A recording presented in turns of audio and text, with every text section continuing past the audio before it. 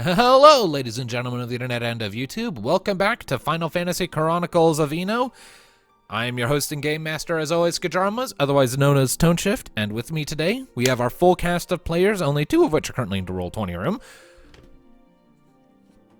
We have Hades Shadow 92 playing Thanatos, our male human Dark Knight. Hello. Yes. We have Lumina Starlight playing Rocket, our female cyborg Chocobo warrior. Who's also being quiet for the moment, but that's fine. Muted. Oh no! I've Mute alert. No, it's not too. Rocket. It's not. Oh. Oop, wow. Oh darn it! I was muted. You were. Did you say something funny for your intro? I was trying to ask you why you pronounce hello with 3 syllables. You mean Finally hello? called You mean you out on it after 2 years, you mean that 3 hello? years. Hello? 3 years or so. I honestly don't know why I do that. I think that's just me making it sound like I have a laugh when I'm saying hello. I don't fucking know. It's just a thing I do, and I don't have a reason for it. Then to say goodbye. I just kind of wondered why you did it. I don't know. It just sounded fun. He did it Why because does he he do is anything? Look, because he is a unique and horrible soul. I've been doing it since Jibber Jabber. All right. Huh. Nah, that's a callback. Fuck yeah, it is. Ain't that the truth? We had active Yeah. back in like the early sessions of this campaign. We had active references to Jibber Jabber on the regular in the middle of gameplay because it was still a thing we were doing. Not anymore. Yeah. Long We ago. do it no more. Well, because there's not really anything for us to fucking talk about in it. Closest we Show get ended. is just like hopping into games and fucking around. But anyways, so we also have Darkness playing Alistair, our male human paladin. Hello. And as he has already been speaking quite a bit, Tom117Z playing Neothil, our female Elvon ranger. It's the final countdown. Proba-fucking-ly. So, There where we last left off, the self-entitled Warriors of Light have been taking a sort of final lap around the first Enoan continent, saying whatever they need to say to their friends and families across the known world as they prepare for the upcoming final battle over the Tower of Creation to stop the maniacal machinations of the god of darkness, Diabolos. Having passed through various different places to which they all have connections over the course of their adventure, they have at last come to a rallying point located on the southernmost tip of, I believe, Ixion's Spine? Yes, on the southernmost slopes of the great mountain range Ixion's Spine, where countless airships have begun to gather from across the continent as the world's various nations rally together to confront and defend themselves together against this common enemy. And where we last left off, the party was deposited by the gathering fleets by the power of Odin's Rainbow Bridge ability, allowing them to teleport pretty much anywhere terrestrial instantly. And as such, they arrive a day or two ahead of schedule, still needing to wait for any remaining members of the expeditionary force to assemble. And it is as you are approaching this airship encampment with dozens of ships from across numerous countries that we shall come into things. So, the camp is spread out before you. Airships of varying different designs spread around and sort of sequestered off. It almost looks kind of like a place and leave city almost, or it's just been stamped into the ground with the various fleets making up their own sort of aesthetic districts almost.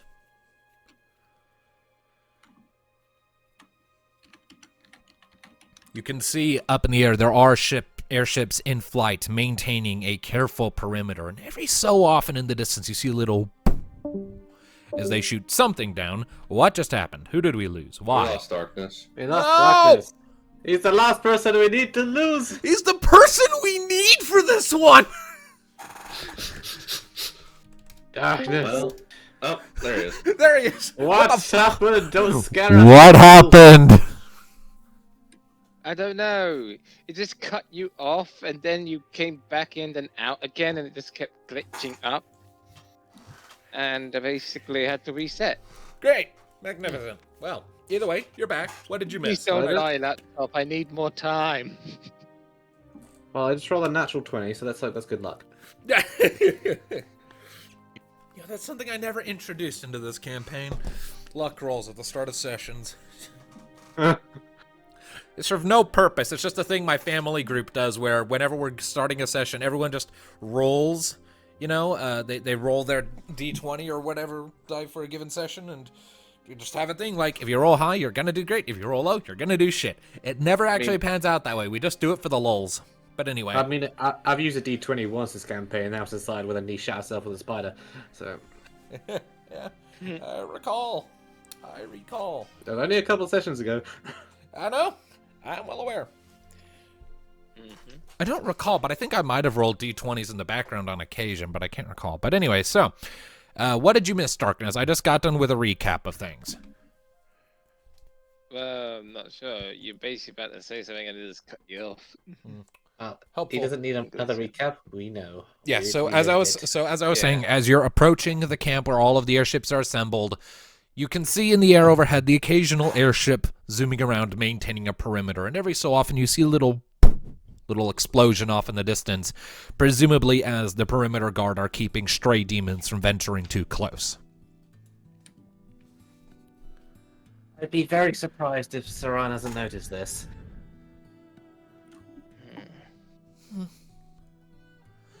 Well, right now, his primary objective is probably to cause chaos as much as he can elsewhere, across the board.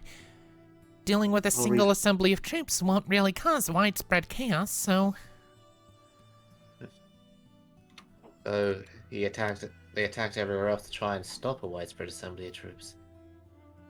A lot of things are potentially being sacrificed to assault this place. Or we could just assume he just wants to not spoil his fun when we go charging in. Oh, I'm sure he'd be disappointed if we didn't have one last bout, though. He seems particularly obsessed with us. Better or worse. Still, let's ignore the morose details for now, because I believe puts an arm around Ali over here. Shut up, Alexa. Shut up, Alexa. Shut up, Alexa. It's almost musical. He places her arm around Alice, says like, I believe Ali here has to declare his undying love to someone who's probably going to punch him really hard in the gonads. The correct term is Athena, but yes. Didn't really need saying, did it? I forget, has Kyra met Athena? Yes, Was Right. Athena with them during? Oh, the- yeah, right, yeah. So, too. yeah, they're familiar with each other. Okay, we got a lot of characters to keep track of these days, so... They went around on the Stargazer when the Stargazer was still a thing. Right, Okay. before that got scrapped. Also, we probably owe Sid that airship.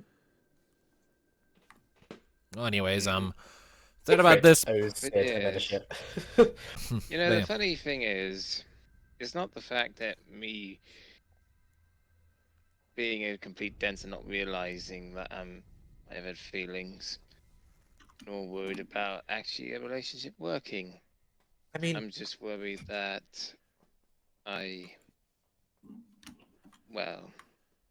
with my line of work, I'm worried I may fail her. You know. Alissa.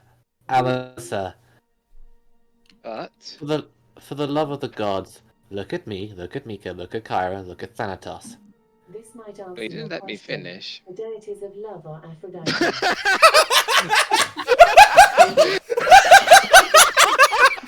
It's just one. I just like that a new member has joined the party at random. Hello.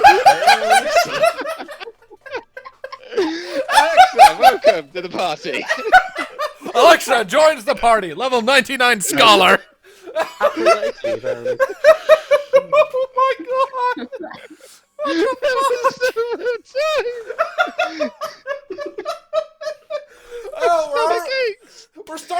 great, ladies and gentlemen. Responding to your name tonight. What's his name? Oh I'm no. gonna fucking unplug you, little shit. Oh my Alistair, god. what's the weather like today? Fucking hell. That was beautiful. Oh, That was God. well worth the delayed start. Fucking hell. Bravo. Oh, I've ruined my voice with the laughter, but that was great. Oh, my stomach aches and I'm out of breath. Whew. Emma, you're sounding weird in my head today. Shut up. Oh god, I'm in tears. Okay, let's try this again.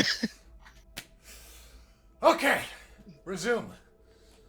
Yes. However, before that random interruption, after the time of spending it with you lots and even the world from countless evil, at this point in my life, I feel like I could almost do anything. It made me forget about most of the worries of my current failure with my mentor, but has also strived me to do more and help many people. So, with that, even if it's not going to work out between me and her, it's worth a try, you know? I think she's will be more open to it than he might think. I mean, the line "he's too much of a dork for me" screamed secret infatuation that doesn't want to admit to. Kind of the very tsundere thing way she said it. Mm, And let's face it, you're probably the Okay. only one on the planet who could probably survive going out with a blue mage. Gonna have to make a roll a language check. Roll language check. It's an ancient Elvan dialect. What do you mean? Because she has not heard the word before. She's not heard the word before. And I actually read up on how the language skill works not all that long ago, and it makes a lot more sense than I used to give it credit for. It's an ancient Elven dialect, and that works since we technically have Asian architecture. So shush. well, Okay, so she knows what tsundere means. Gotcha. Why the +0? Because she has nothing in language. So why add the plus in? Why not just do? Shh. Continue. do not question the DM's choices. I'm half asleep. Question the DM's choices. Been questioning for 3 years. But anyways, you do make a good point on that, although that wouldn't have been like, oh, she likes me for my way of thinking, because that's how we act all the time. But back She at just really the likes you as a punching academy, bag. and trust me, I know all the blows. I live through it. Now, when it comes to this certain feeling, back at the Academy City before we left it after Oran's attack,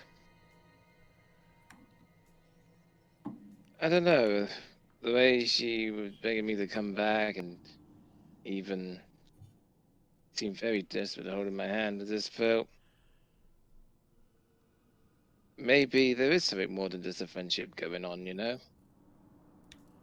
All you can do is ask her. Yep.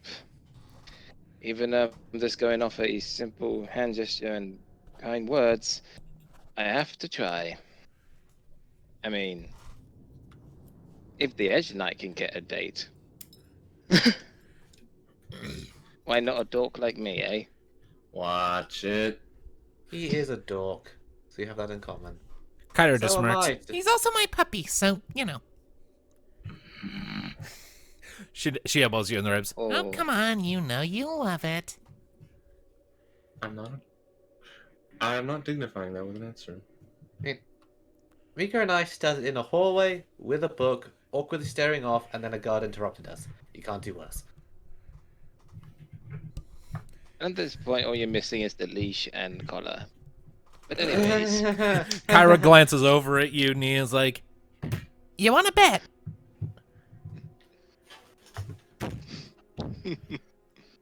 And, okay. And, like, she kind of gets this right, because I can tell you right now, my first relationship started way worse. Oh. Well, I'd be interested to maybe hear that after we save the world. Alright, enough about fair relationships, leashes, and collars. Yes, Yeah. please. Yeah, Kyra just rolls her eyes like, I'll tell you this much. It started with a broken nose, high altitude, and an irritatingly confusing number of flamingos. and with that, she walks towards the airship encampment. Wait, why flamingos? Why not I was- flamingos? Nee. Eh? What's a flamingo? It's best not to question that. Alice, come on, you have things to do. Let's not let the madness stop this moment. But what the hell is a flamingo? Shut up, Thanatos, let's go. Then it does make a lore Maybe check. Maybe it's like exotic bird or something. I don't know. Lore monsters or lore general. Your pick. It takes you a second, but you remember that flamingos are pink-feathered birds that typically hang out near large bodies of water and are known for long legs, graceful postures, and moving in large flocks. Oh, those stupid pink things. All right. So, with that, the group makes their approach to the encampment. As you're approaching, you notice Odin is not following. He's hanging back. Didn't we already say goodbye to Odin in the last session? I don't recall, honestly. He was going off to help other people. Also. All right, Yeah. yes, never mind then. Yes. Never mind then. So, you approach the encampment, and make an awareness check as you're walking in, please. Just one of us. Okay. Everyone. Oh. Low is for everyone. 15. 15. Shit, I nearly dropped my dice, so. Kyra. Where's Kyra? I lost Kyra's sheet. Where's Kyra's sheet? There it is. The browser's not loading. Why isn't the browser loading? No one knows. I can't roll without the browser. Oh no. Oh, no. Oh no. Oh no. Oh no, no, no, no, no, no. No. Okay, so let's see. We got a 15, a 13, a 15. I need to roll for Mika. I'm still having browser problems. It's all right. Basically, everyone's got it I- already. So Mm. Mika got a fucking 10. Mika is not very aware right now. She's too busy staring at her elf. She heard leashes and collars, like, ooh, leashes and collars. Yeah. Her eyes are kind of lingering on Neitha. Like Jesus. she's like, Ideas.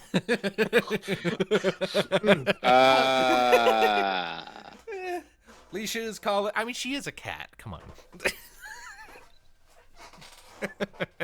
Anyways, Oh shit. so This entire campaign. I just rolled. Kind of risky. all right, what'd you say, Alistair? This I just rolled a quit. Critical Plus my success or 8 awareness, that's 20. Jesus Christ. Okay. So with I'm very Alistair, aware. so with boxcars from Alistair, and basically everyone except Mika. Yep, Rocket gets it too. Like Mika's the only one who fails it. Everyone else, you look out as you're sort of entering the camp. You sort of look off, and near-ish the center of the encampment, you see the Little Wing perched, docked in the sands. It looks to have taken a fair few dings since last time you saw it. Oh no. There are large sections of the hull where the paint job has just been burned away. There are lingering scratch marks and signs of damage that has since been repaired, but like the scars are still present. This is an airship that, while you weren't on board, saw some battle. Nee, I know what Hey, you're Nee, thinking. look, And I the think- answer may surprise you. Shut up! My ship is there. I'm gonna go hug it. Okay. Hey, Nate, maybe they let Moogle drive it again. Shut up, Thanatos, or I'll drop you from it. Okay, so Neathil's heading to the airship. She Best follow awkwardly kind suit of before any trouble plants happens. herself on its side, arms wide, as if to hug it. Okay, so you just kind of T-pose into the side of the Little Wing's hull. Like it's worth noting, like it's kind of like it's suspended a little off the ground thanks to like the landing legs. So like, She hugs a landing leg. there you go. So you just come up and just start like Marlene trying to hug Barrett. You just come up and start hugging a leg. I never True love at last.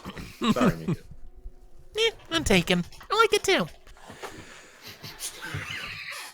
And it's and Nethel. As good as new. I'll fix whatever these mean, nasty people have done to you. Right, I and know Nia. you're an engineer.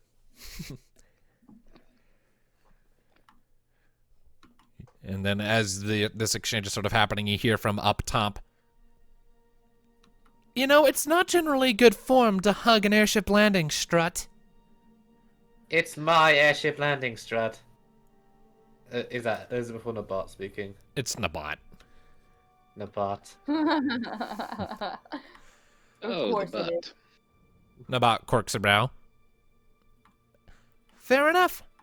Just be sure not to be doing that when the sucker takes off. Don't worry. So, I know how to run. I love what you did with it. All the little dings and scratches. Were you expecting it to fly away from the battle in Endlum without taking a few knocks? Well, yes, that was kind of the idea. It was We're an not paying for this, by the way. It was an active war zone, and the Little Wing is a scouting ship, not a warship. It's Is she fast at and it's least- agile, but it's not heavily armored. Did she at least get a few shots back? A handful. Though Elizabeth remarkably did most of the work on that front. Was it like an Endlum? Nabat is sort of walking down the ramp at this point. Not ideal. I'm sure you've read it in the book, but there was a long period where demons were running amok in the streets. Before, with some collaboration between myself, Fane, and Sid, we were able to get some portable barrier generators up and running to keep the demons at bay. After that, it was the simple matter of pushing them further and further out, until we were confident that the city could hold its own, at which point we began the journey down here to the rallying point. We've been here for a handful of days now. 2 days left to go. Hopefully the Vatayan fleet should be arriving tomorrow.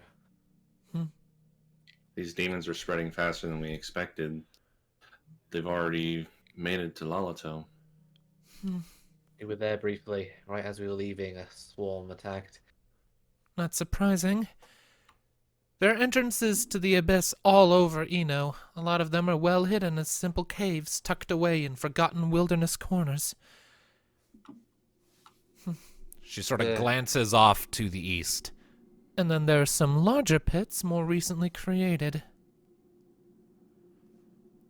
The Makotan Isles are still safe, at least. Also, why are we still looking at the title screen? My bad.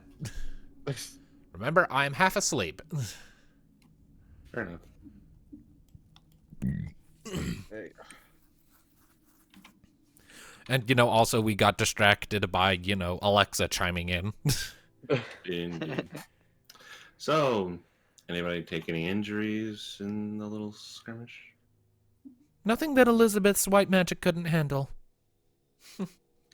Nabat kind of crosses her arms and glances off to one side.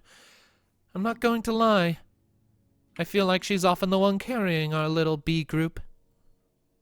Paladins do that. Look at our meat shield. If only your meat shield were half as smart as ours. In his defense, Alistair is smart, he's just not wise. I see what you Indeed. did there. Mika sort of crosses her arms over her chest. The gates of Kurzatan. Like I said, that's not necessarily to do with knowledge and intelligence, that's just a wisdom. Lack of Curse you wisdom. happy heatwave moment. Kara quirks a brow. Didn't you call that the friendly heat stroke? That was it. Don't even know how that works. It's so weird. Don't question it. Nabat just rolls her eyes. Well, at any rate, the Little Wing has taken some dings, but the damage you see on the surface is mostly just visual remnants. Its hull integrity is at max. Well, I imagine Sid's been working tirelessly. Along with the other engineers that we were able to link up with here. Biggs and Wedge on board as well. At present, no. I'm the only one on board the Little Wing at the moment. Everyone else is somewhere else in the camp tending to other matters. Alright, we'll go and link up with them and see what we can do over the next couple of days. What are your plans for the fight? As of right now, I'm not really sure. Well, I intend to pilot this old beauty into the fray, but after we are delivered onto the tower, it's going to need another crew. So if you want to stick around a little longer to make sure it doesn't fall apart mid-flight. We'll see. That's assuming that the Little Wing even remains in the same physical space.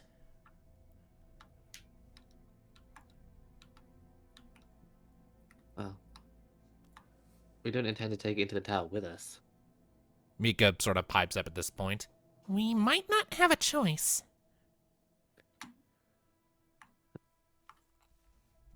That's a disconcerting thought.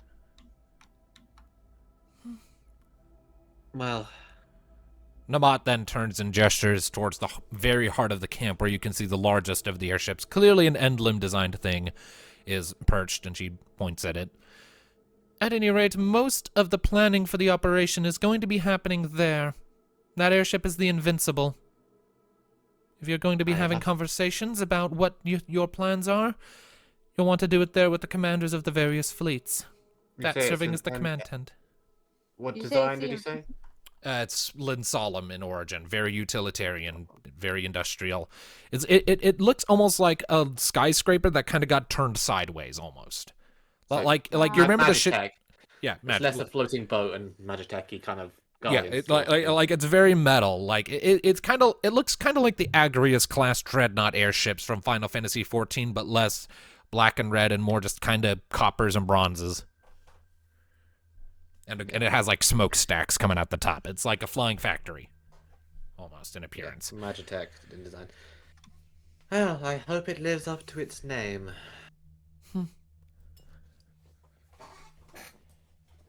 Well, we'll be back. Keep doing what you do, I guess. I will.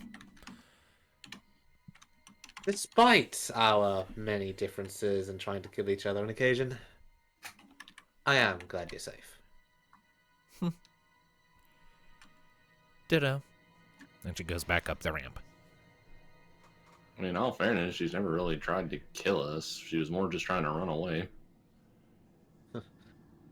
And stop a Alright. horrifying thing from coming through a portal. No, she was using the thing to power the portal. We were the ones who bungled in there and kind of stopped it. Well, I'm pretty sure we would have had to fight it after she'd used the teleporter. She just got lumped in with us. Kyra sort of crosses her arms. Well, at the very least, when that Tomb Guardian popped up, she had the decency to help us fight it. And she was pretty did. competent about it, too. She did, even if I did have to briefly knock her flat trying to get away. And I had to block the doorway. Yeah, well. And we kind of put her in her cage after that, so... I mean, she had no choice to help. Someone was playing with their squishies. Me? Well, that could be taken one way or another. Oh no. Back then it was a very different squishy. Now Thanatos is playing with other squishies. Me? Oh. I'm going to round out your ears! Try it, and I'll sharpen yours. Just kind of like Thanatos just gets right up in her face and they're just staring at each other. She just smiles and gently pats him on the cheek. He flicks her on the nose. Adorable. Anyway, Invincible. Okay. Sid and the others should be on there, according to Nabat. Although, hey, DM, Yes. what would I have to roll if I were to just, as we were walking away, just want to gently step my foot out in front of her.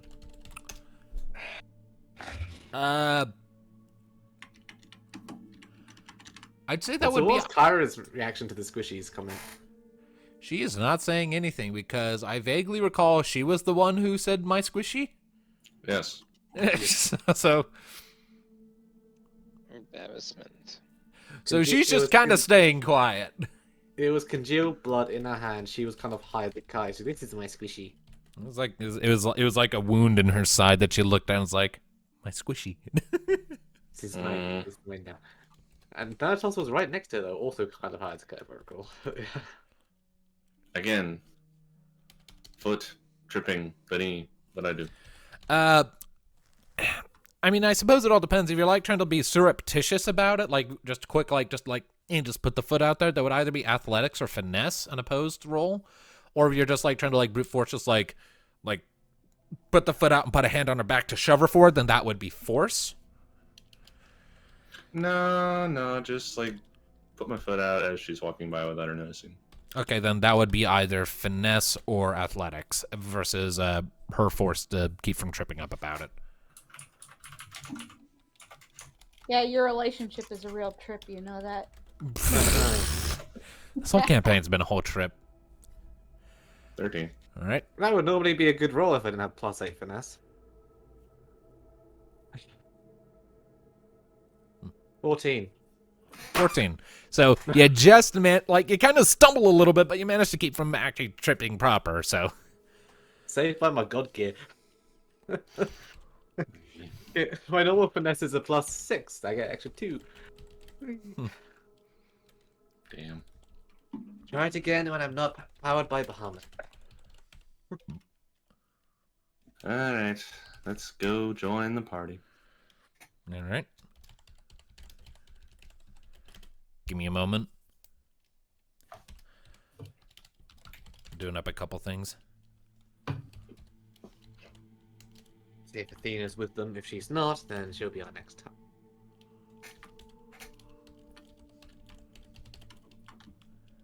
I mean, we could ask the bot if she has any idea where Athena went. Oh. Too late now, she went back into the ship.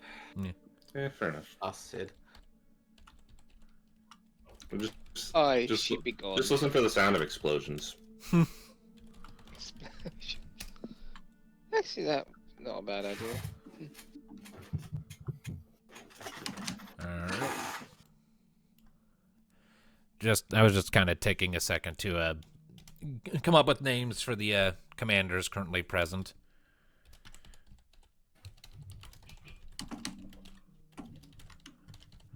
All right, so as you make your way toward, you're just heading directly onto the Invincible.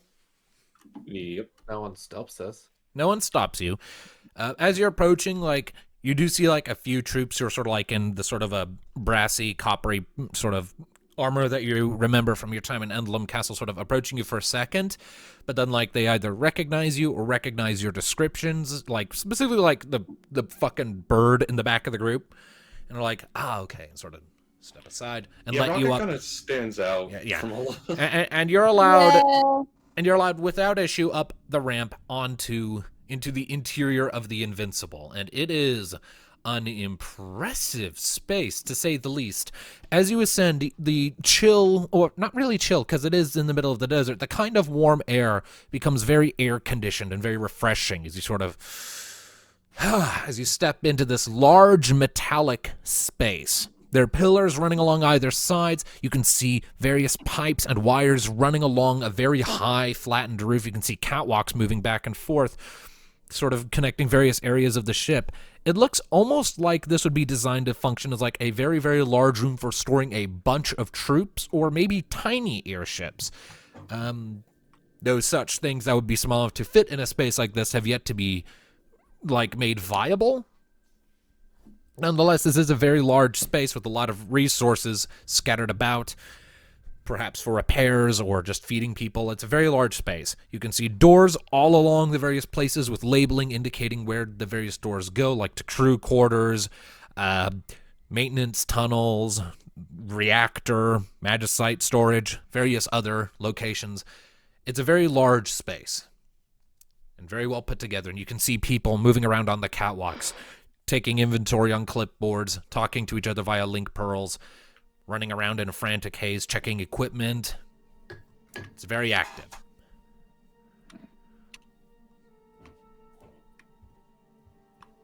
So, on board the Invincible, what exactly is it you're looking for? Sid. Okay, go ahead and make an inquiry check. Who has inquiry? Because I don't. I don't. I got 3. No, I don't. Hold on.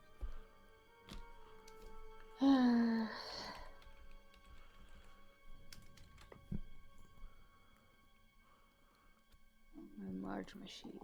See. Mika has a 4. That could do. She has the same as me, so go ahead. All right.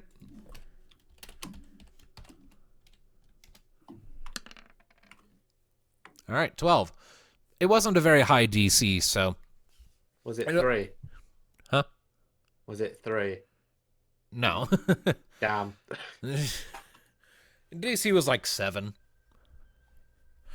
So Mika sort of takes the lead, asking around for a couple minutes, and eventually you're pointed in the direction of a meeting room that's sort of like a war room that's established in one of the upper decks. And you are informed that apparently the commanders of the ship, like the commander of the Invincible itself, has been eagerly awaiting your group's arrival. And so That makes me feel special. So you're pointed up towards a meeting room in the center of the ship, and you make your way up. You exit out of the large sort of loading chamber and into a series of wide but low-ceilinged corridors. You can hear the rattling of gears in the walls and the pumping of steam through pipes hidden in the walls as you're going. Every so often, the group kind of has to shuffle to one side to let a passing menagerie of other troops get through. Rocket kind of makes it a little awkward because of her, slightly larger size as a chocobo, but it's not a huge issue. You just kind of have to squish against the wall every so often as people go rushing by, uttering quick apologies. Sorry, coming through. And after a short time, you come into this large room, passing through some automated doors that open with the clang of metal and the hissing of steam, into a large-ish room. You'd say maybe the roof is maybe like 7 or 8 feet tall. It's about 15 feet wide. Goes back about another 20 or so feet. There's a long table centered in the middle of the room, and on it are a series of maps, papers, and documents that you assume are all related to logistics, troop rosters, supplies, and the area itself, and what one could potentially be expected to go up against in this upcoming confrontation. Around the table, you can see Sid on one side, and at the far end of the table from you, you can see a older human gentleman, like maybe in his 60s or so. This is a man who's seen plenty of action. You can tell by the wrinkles and sort of roughened texture on his skin of his face, with like patches of skin that almost look like partially eroded away from a long time of being blasted by wind and old battle scars. He's got this sort of bushy white mustache and beard, and he has his hair hidden under sort of a military cap. There is another human across from Sid, another male, who looks far younger than the older one on the far end of the table. This one's wearing what you recognize to be the attire of Volia. This is a Volian individual. Much younger, sort of slicked back blonde hair with like a single strand hanging over one eye. Kind of bluish eyes. They both sort of... And everyone glances up as you're entering, and Sid gets a big smile on his face. Ah, there you are. You didn't call ahead? Well, our arrival was premature than expected, but here we are. Well, it's good to see you. Everything go well on your end? We did what we had to do, and Odin set up a few sentries along the locations we visited, so there's that. Good. And then you turn and you see the older gentleman on the far end nodding at you as you finish discussing that briefly with Sid. It's a pleasure to make your acquaintance. Ow, my ears. I pulled up the wrong window. And he sort of tips his hat a little bit. My name is Cabron Jorta. I'm the commander of the Invincible and of the wider Endlem fleet. How many ships? A very large chunk of our host has had to remain behind at Endlem, but we were able to spare some 20 or so airships. Lighter ones, mostly, but the Invincible will make up for any lack in firepower or armaments the rest of them have. Of that you have my word. It's a good name. I hope she lives up to it. She will. She's seen plenty of battles in her time, though I confess, nothing quite like this. Speaking of ships, Sid, how's Little Wing been treating you? Well, she's been treating me just fine. It took me a little while to get used to it. I'm not as used to it as I am with, my pride and joy the Stargazer, but she's been serving me well so far. So, what have we missed? What's the plan? At present, we're waiting for the arrival of the rest of the fleet from Vitea before we start going over matters in any deep detail. My sisters and their forces should be arriving tomorrow, from what I know. Last we heard, they're about 2 days out. As matters stand, given their familiarity with the situation, we deemed it would be wise to hold off on making any elaborate plans until the whole force is assembled, so that everyone can get their instructions at the same time. Plus, there are individuals that they are reportedly bringing with them who can offer deeper insights into the threat we face. Vieira. I've heard mention of them, though apparently that's not the one that they were referring to. And it's at this point that the younger individual pipes up. I read the report on the individual. A woman named Panara? Oh. Huh. Well, expert on amber she may be. See what she knows about the current situation. We received assurances from Vitea that her experience with the matter would be of great help in making tactical decisions. And while I do not want to doubt that assessment, I cannot help but have my concerns. How so? Amber is a very tricky substance. I'm sure you are well aware of this. Acutely, as you might imagine.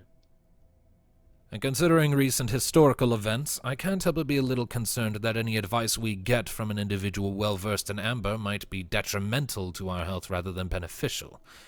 You can trust my mother. The younger individual's eyes narrow. Your mother, you say? Yes, my biological mother.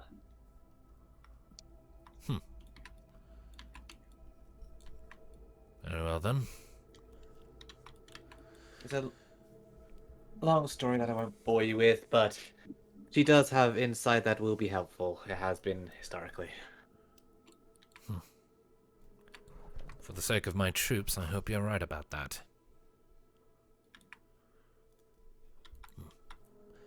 But so long as you're here, he then sort of nods at the group as a whole. Are there any insights the rest of you can offer? I've been made to understand that your little troop has been in close contact with Amber forces a lot over the last year or so. So if there's anything you can bring to the table ahead of time, I would not say no.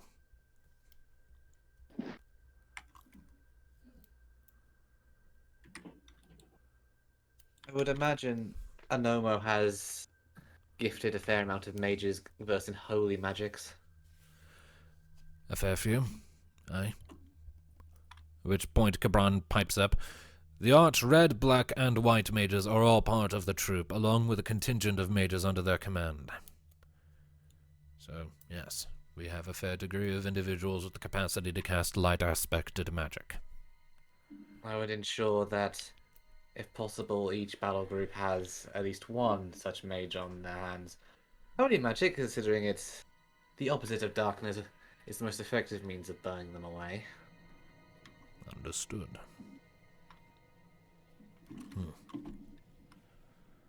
Well then,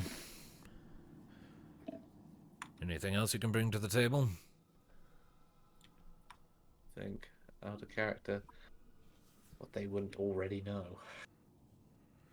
For the sake of brevity, we could just sort of gloss over all that and say that you take a little bit of time to sort of go over your experiences. Yeah. Alright.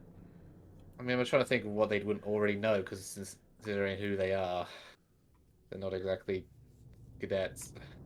They're commanders, yes, but bear in mind that direct confrontation with Amber is not a common thing. Usually it's more indirect or smaller excursions that don't necessitate commander interference, per se.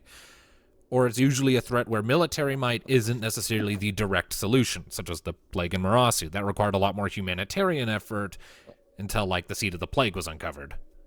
Well, Nemo will obviously experience holy magic in amber infection, so why is it important to potentially try and protect exposed skin and avoid infection of wounds, inhalation, anything like that, prevent amber from getting into your body. Experiences with the example of Director Argath, where he was directly controlled because he was infected, Right. and then see the plague and all that stuff. Indeed. And also, Kyra and Mika sort of jointly bring up the point, or as this discussion is proceeding, that negative emotions in troops can and will, on some sub-noticeable level, influence demon behavior. So a lot of their tactics are likely to revolve around demoralizing the troops. So an effort should be made to keep everyone's spirits high, if possible. So we'll say, for the sake of brevity, that you spend the next 30 or so minutes discussing with the commanders things you understand about demon behavior, their abilities, and whatnot. But despite all of your encounters with them, the finer workings of their nature is still largely a mystery to you, so you can only go off of anecdotal experience. But the commanders are nonetheless grateful for the information. Just expect all shapes and sizes. Flyers, those on the ground, those who go under the ground, mutations of creatures you know well, and entirely new abominations that we've never seen. It's chaos, it's unpredictable.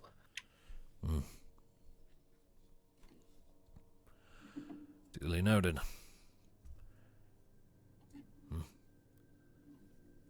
And Cabron turns over to Sid and nods to him. We have other matters we must attend to across the fleet. We can resume this discussion when the rest arrive.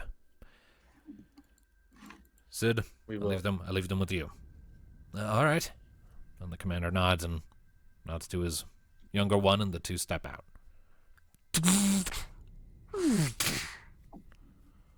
Sitting at the commander's seat table, Sid? Mostly because of all my first-hand experience with these recent things and the fact that I'm a damn good engineer, not to toot my own horn. I'm mostly trying to help sort of organize the best formations for the fleets to fly in when things arrive, but until the Vataean fleets show up, I won't really have a full and complete picture, so we're mostly discussing a lot of hypotheticals and whatnot. So a lot of my work is just revolving around getting everything flowing efficiently in the inner workings of the ships. Fair enough. Where are the others?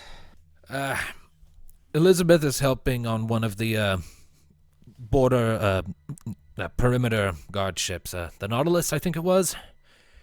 She's helping keep enemy demons at bay there. As for Athena, I don't think she's on board the Invincible. I think she's out working in general tasks around the encampment. As for Fane, last I heard, she was doing some engineering work in the bowels of the Invincible, tending to a few machinery malfunctions that were going on deeper below. You need not mention the boss. We ran into her on the Little Wing. I had a feeling. Biggs and Wedge? Biggs and Wedge, they're helping Fane. Hey, Sid. You haven't seen any troops from Kurzatan, have you? Last I heard, the Volian fleet picked up a handful of Bongan soldiers from Kurzatan en route. Not much more than that, though. Mostly just to help protect the insides of the ship in the event demons try to board. They're sort of scattered around the Volian fleet.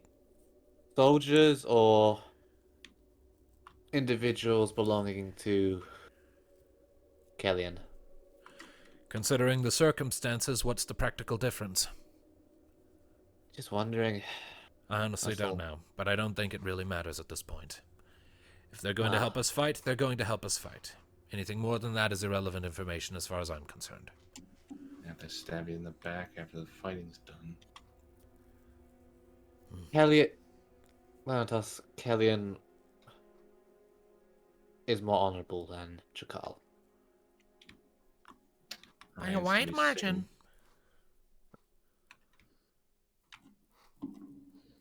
Let's just keep that in Kazakhstan and the fight here.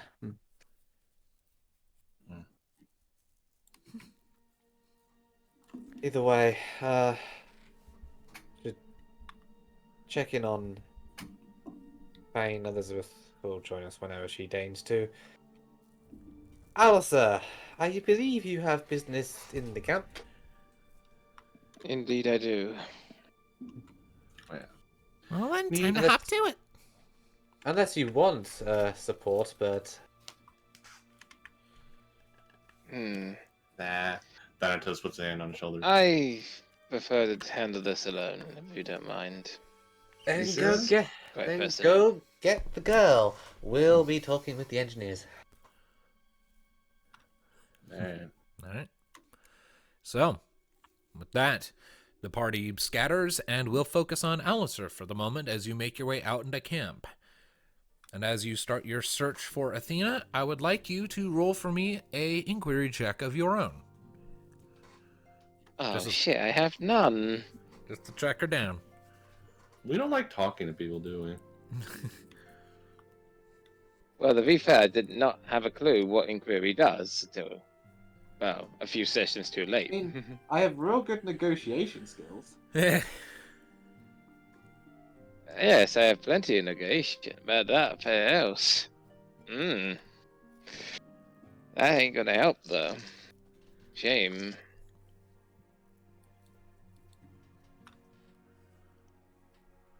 So here I go, I guess. Roll it. I roll an 8. Oh no. An 8? Yeah, that'll do it. The DC Yeah. was 7. Oh. Okay. Yeah, it's not hard. There aren't a whole lot of blue mages in this assembly, in this rallying of troops. So you ask around for a couple minutes about a human woman blue mage with kind of blondish hair, and it doesn't take you long to get pointed in the right direction. And you soon find yourself sort of at the edge of the airship encampment, where you can see as you're sort of coming around a bend and trudging through some of the rocky sand.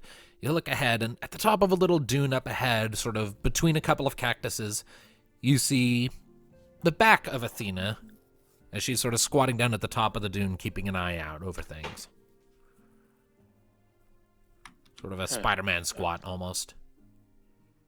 Spider-Man squat. Okay. Spider squat. Spider squat. Fucking goddamn it. Whatever Spider Squad does. But of course. Fucking. It's a thing now. Heyo. I need a drink.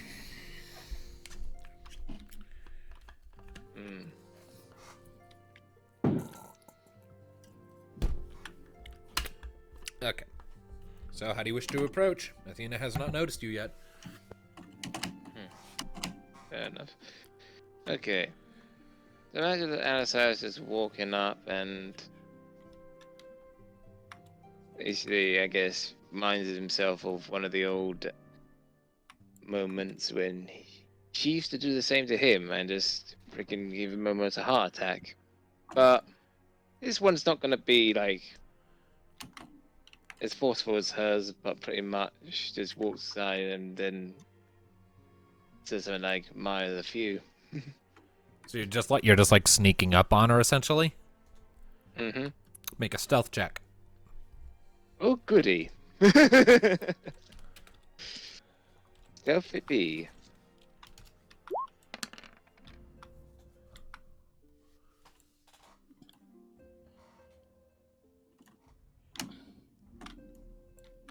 Let's see, just need a reminder of my stealth. Wait. Use it more.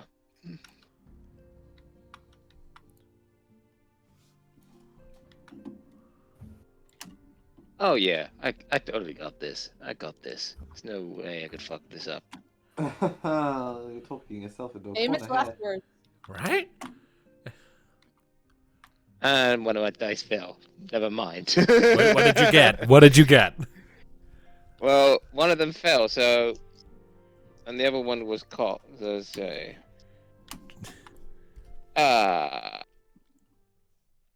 Is that even enough? Hang on. I rolled in total... What was it? 7 on my sheet? For stealth? Let me see my sheet. You bitch. Thank you. I like the idea that Alistair is saying all this to himself while trying to sneak up on him. What is my stealth check? He's loudly demanding as he's walking up. What is stealth? 15. 15. Yeah, the true Yes. story about his sanity. So, she rolled a shit awareness roll, so you sort of come up and like take a position not far beside her, and she is none the wiser. She is just staring off into the sands beyond.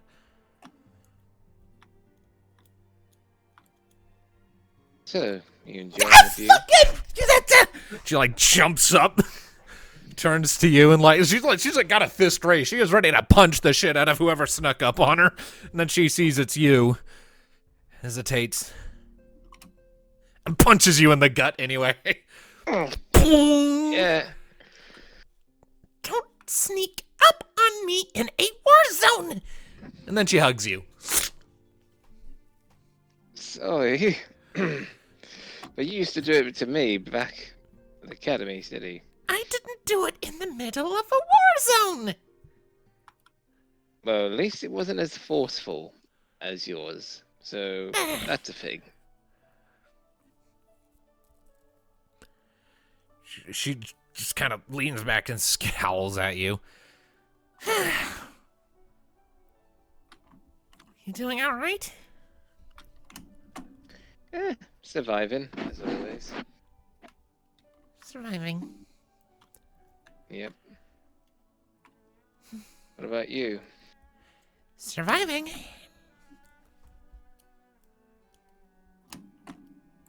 Hmm. So, what you be up to when this is all over? Probably gonna go back to Kelgar and keep doing my training, because I'm still in training. Hmm.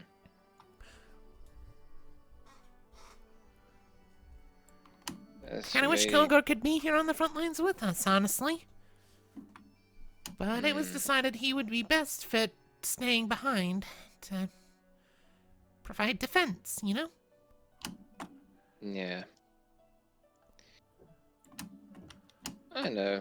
I did have a few words on the way here. You get around quick. Yep. Have to go all the time I can before, well, the world ends. It's not gonna end. You're gonna kick the fat bitch's ass, and then we're all gonna go home and have tea, crumpets, a fuck ton of ale, and we're gonna pass out and forget any of this ever happened. You called him a fat bitch. Bat bitch. Bat. Bat. B. As in book. I thought you said fat bitch.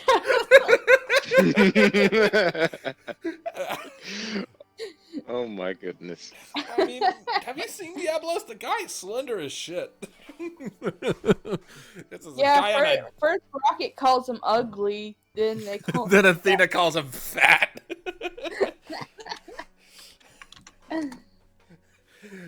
I can just imagine Diablo saw like You know, everyone likes to think that I'm a petite little boy, when in reality, I'm a large fat man. 50 brownie points to anyone who gets that reference. I have heard it before, but I can't remember where from. Well, you'll get 50 brownie points if you can successfully name it. What are brownie points useful for? Absolutely nothing.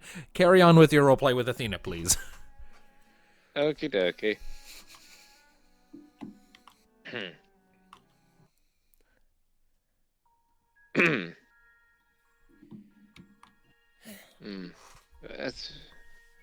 As for me, I'll probably do what I usually do.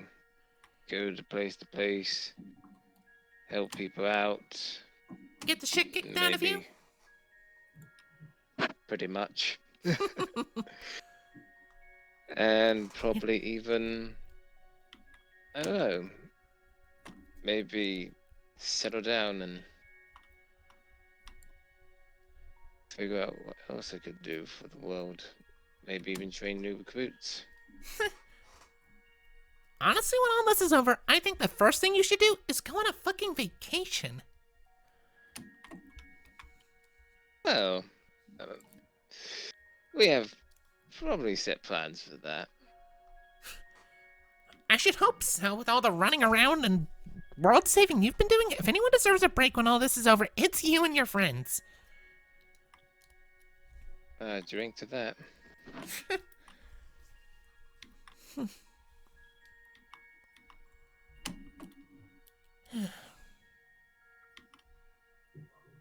Although, something has always been on my mind for many, I suppose, forgotten years ever since I met you in the Academy City. There are things Yeah, going through but- your head? Yes, besides your spells. She kind of playfully punches you on the shoulder. But we both had our ups and downs. After all, not all of your spells have been successful. I'm just lucky to be there to help as I can, even though during the time I wasn't always the most efficient healer. Yeah, you're fine. Honestly, you make up for any shortcomings in healing by just being a magnificent meat shield.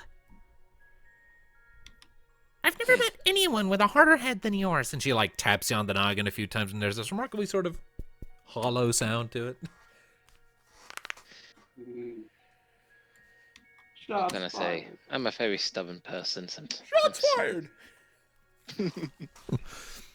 She kind of just smirks. I am well aware.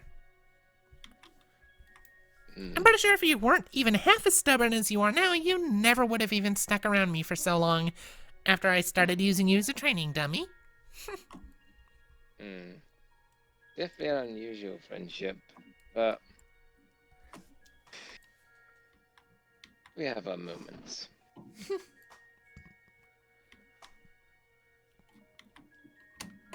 Yeah, well, when all this is said and done, with any luck, we'll have some more.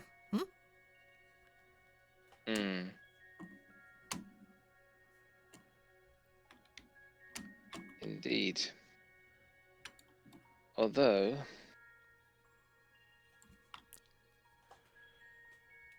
I was thinking, if you want to give it a shot, of course, perhaps after all this is over and we could be maybe more than friends down the line.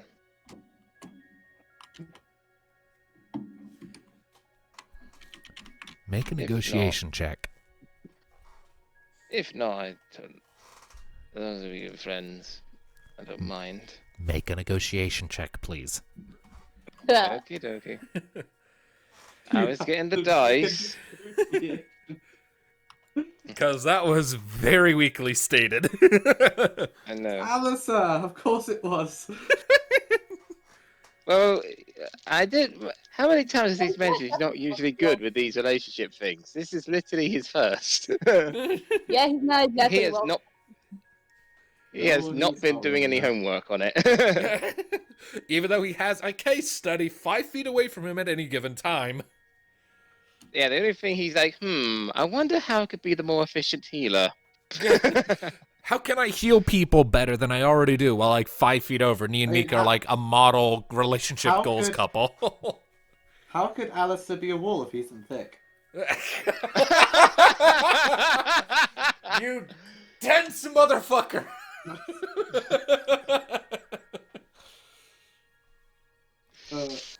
Question: dear. is this how Ari happened?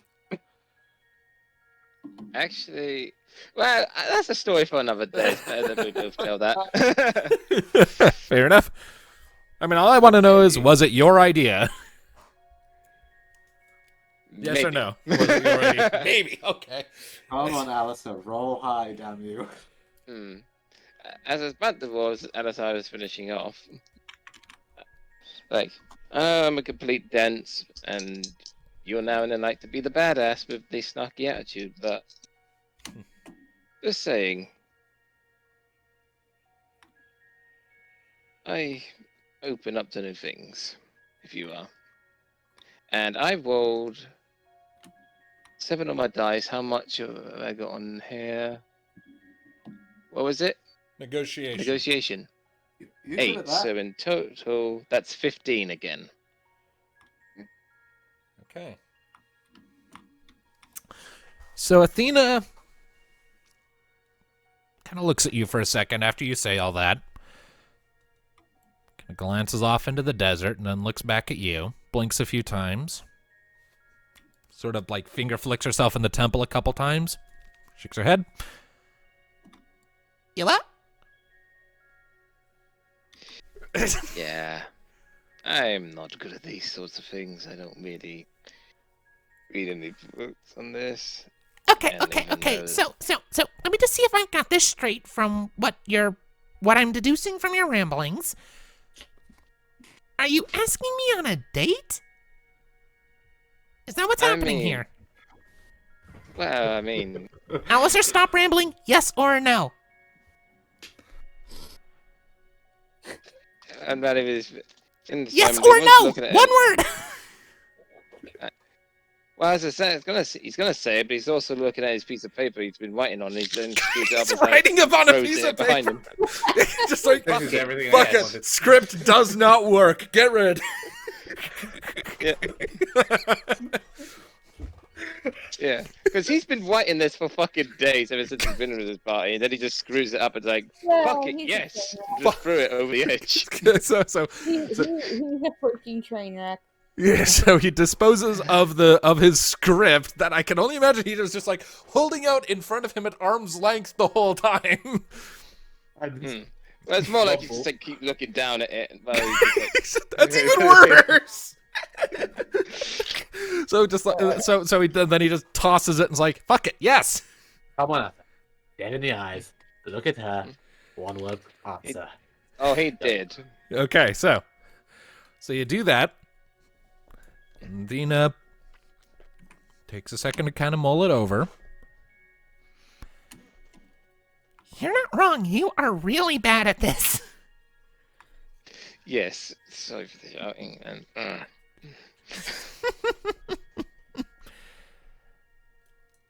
You know, I No. vaguely recall the first time I met Rocket that she was making jokes about that along with the rest of your friends.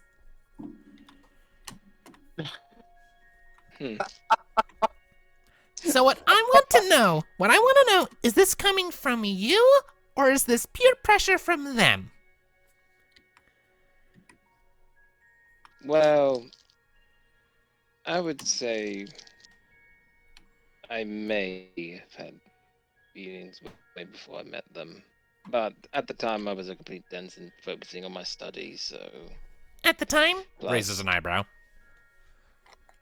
And I was also admittedly worried. Well, Because, I already told you what happened with my mentor. yeah, and I know that story. Yeah. Not sure how that relates to this. I guess I'm just worried to see another person I care about get hurt, that's all. And I'm unable to do anything. Well, As matters stand, we're all gonna have a part to play in this upcoming fight, so... Tell you what. And then she sort of gets a little closer and, like, puts a finger on, like, on your shoulder as if to, like, push you back a little bit, but just holds it there. You stay alive. I'll stay alive. And then when all this shit is done and over with, I'll go with you on that vacation and we can give this a proper chat. Okay? That sounds like a plan. Yes. Okie dokie. Word of advice in the event it doesn't work out and you find someone else, though? Ditch the scripts. I think I just did. I Yeah, hope that yeah. didn't hit anyone. You're in the middle of a desert. It's going to be buried in, like, 5 hours, and it's going to become a long-forgotten piece of history. But yeah, Athena just kind No of... one comes across it. But yeah, Athena just kind of smirks and starts slowly applying pressure with the finger, making you kind of lean backward like the Tower of Pizza. And she's like, Because let me tell you this. If it's coming from a piece of paper, it doesn't feel very genuine, even if you're the one who wrote it and is reading it off. Come at it naturally. Be you. Yep. Of course, what am I saying? she glances at the piece of paper. Totally making a mess of things in any kind of social interaction is kind of your forte, so I guess you were already fulfilling that, but just ditch the parchment next time. And she, like, claps you on the cheek a couple times, gives you a big smile, and then goes sauntering off.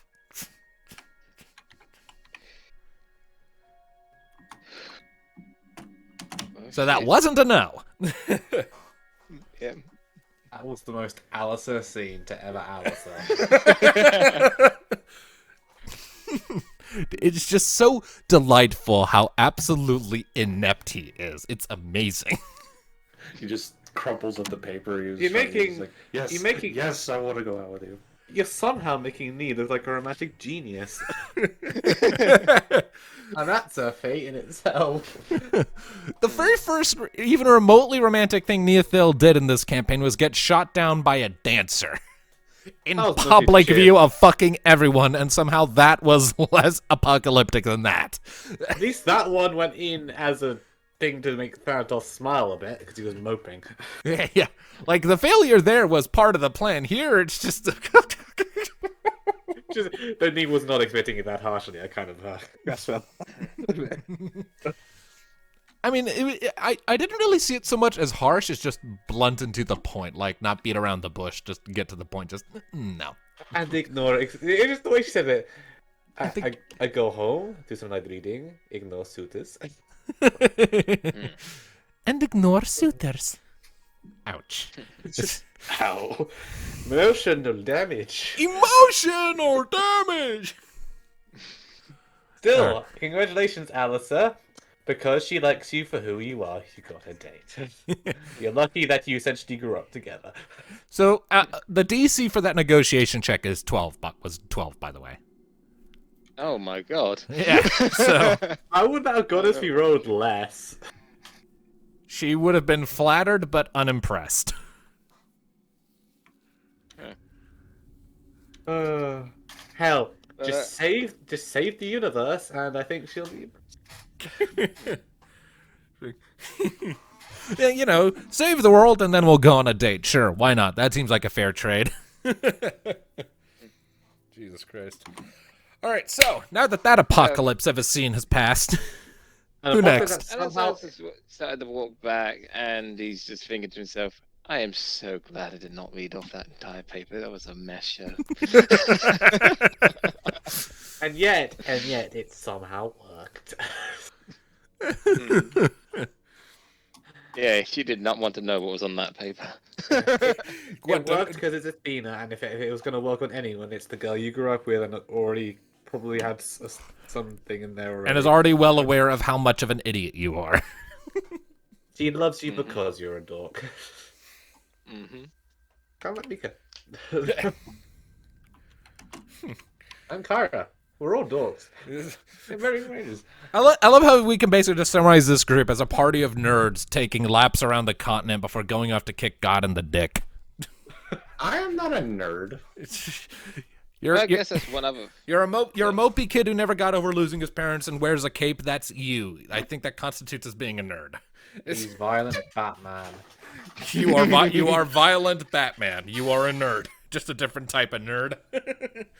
Nerds! Nerds! Robin. Uh-huh. Nerd. Is Rocket a nerd? Oh, absolutely. Calling. Nice. Well, Yes, calling. I And guess there's Alice. hormones that could collapse your reproductive organs, so don't mess with me. Okay. A nerd That's who what I can figured. implode your chest cavity. Yep. You see, this is why Alice, Alistair I needs think. to be very careful with Athena because she learned the Choco kick from Rocket. Yeah, but he also has Indeed. 201 armor. It's Athena. Yeah, she's like level 8 or something. I'm Right. basically the one that's gonna take the blows and get back up, where she has her fun. Get back there, That was a do very it dirty up. joke in that. I'm not going to make it. I'm surprised she didn't hurt her hand on his new armor when she punched him. If she did, she wouldn't have shown it because she is used to pain. Mm-hmm. Anyway, so She's tough as nails. so All I can say is that whole thing with Alice being a dork. I guess that's one thing I have in common because that's he calls me her lovable dog. all right. Well, now that we've completed that, what scene shall we go to next? Oh, the rest of us are looking for Fane. I guess Fane? All right. So the rest of you are heading down into the bowels of the Invincible to hunt for Fane. It doesn't take you long. Like you just kind of have to go down a bunch of catwalks and stairwells, but eventually you come out into like the lower sort of maintenance guts of the ship.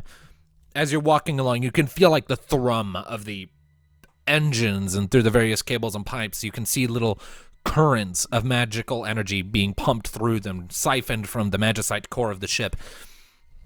And as you come into one of the long maintenance corridors down in the bowels of the Invincible, you see up ahead Fane, Biggs, and Wedge working at a prized open control panel.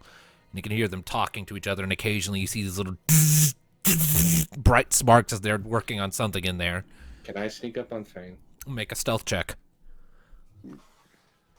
She will shoot you. Say what? She What was has a that, Tom? gun.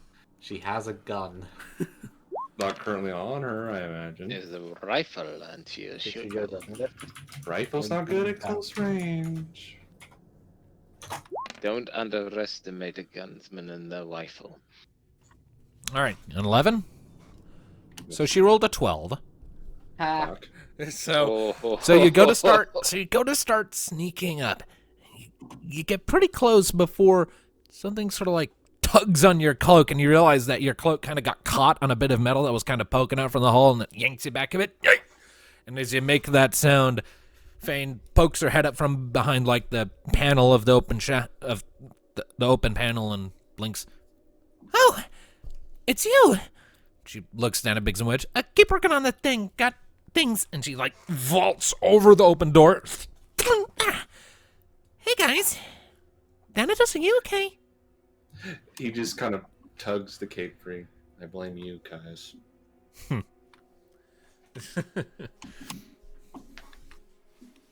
Fane, how's it hanging? It's hanging all right. Keeping ourselves busy fixing up mechanical faults in these ships.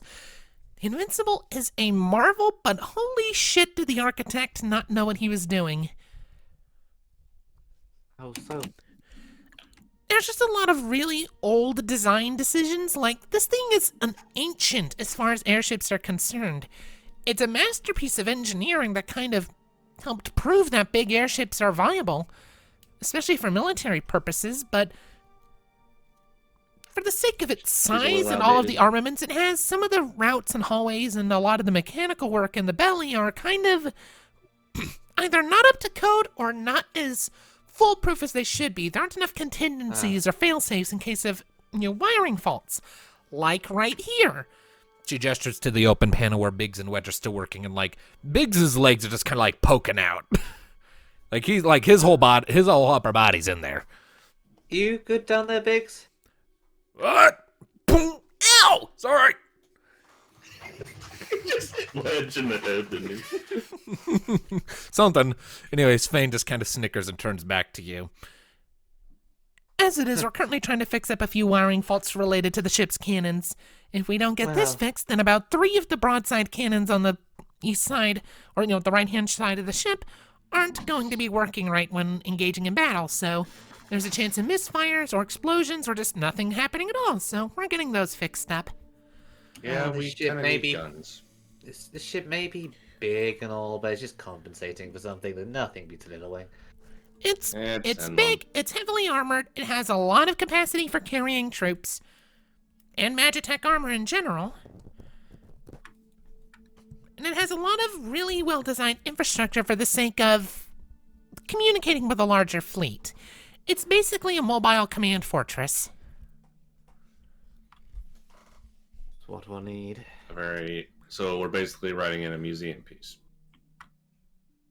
It'll be a museum piece in another 100 years or so, I think. Especially after what it's about to get involved in, so long as it doesn't get destroyed in the fighting. Let's hope so, or the name becomes ironic. You know, they'll just go and make a second one. Yeah, and then it'll get lost in space. Think we're a bit off that rocket. I'm glad someone here got the reference. Me breaking the fourth wall. Yeah. As you do. It's like, goddamn. I still don't know what happened to the Invincible one. Yeah, I don't think any of us do yet, and I don't think we will until part 2. There's And a part. I'm trying my there's best a part not 2. to give any big spoiler. Yes, there's a part 2. This is only the beginning. Oh Jesus Christ, Mark! What the fuck? Ambitious little shit, isn't he? Mm-hmm. Yeah, This makes is a sense. huge project. Like I can all tell. the people are- All right. Anyways, we're talking about In Space with Markiplier in case anyone doesn't know. Anyway, that'll date this video for sure. I kind of figured that it was an In Space with Markiplier reference. Yeah. Anyway, so back on topic. Either way, the Invincible's weathered a lot of storms over its time, so I'm sure it'll do just fine. Just needs a few little touch-ups and some elbow grease.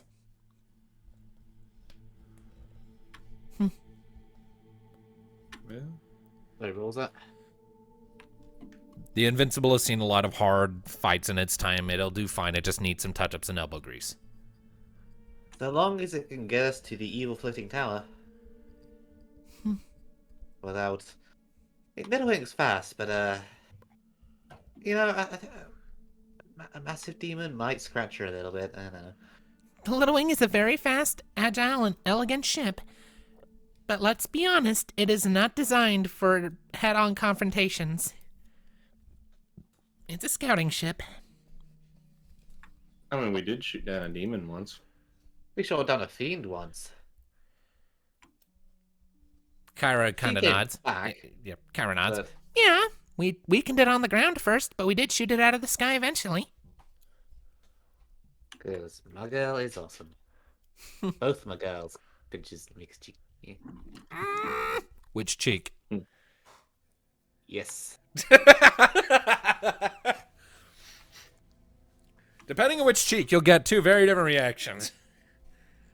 Why? Think about it. Oh. Go with the upper one for now. Okay. Um, So just a disgruntled like brushes your hand away. yeah. What would the reaction have been if it was the other one? A very intense blush and a high pitched squeak, and then probably Yeah. an angry glare because I'm in front of people. Yes. Needed them to do that. It's just those pinchy cheeks thing.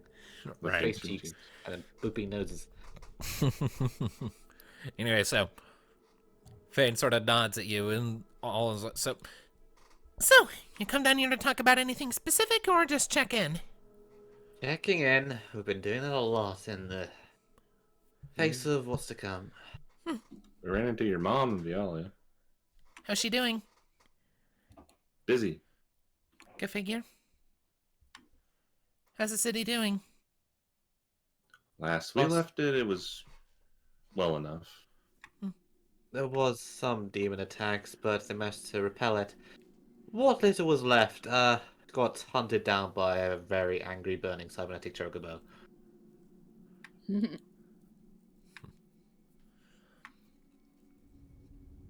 So, she's fine. I'm not sure your brother particularly knows what's going on. Your mother's mostly helping out any refugees taking shelter in the tavern. It's probably for the best my brother doesn't know. At least not yet. All he really needs to know is some bad people are doing some bad things, and we're gonna stop them. 2 days. Well, We will. I'm sure he'll love to hear the story of when his big sister comes back heroically. Assuming I live through this. Hey, none of that talk. The big sis rebelled against the criminal organization blackmailing her loyalty. Shot the head of said organization a couple of times. Was there to watch as this dork was almost consumed by his own darkness, and then went on to fight an army of demons for the holes.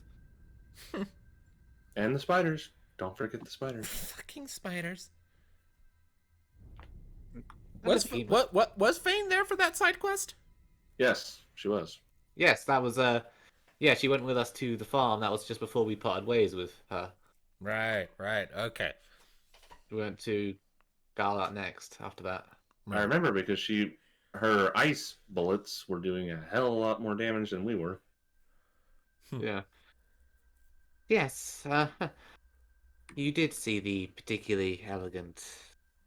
My slaughtering of that horde, as I did. It was a sight to behold. I'm mostly over it. I even Mostly. held one. His name was Pinchy, little shit. Nice. As I recall, you had a different reaction to another Pinchy. I will hurt you.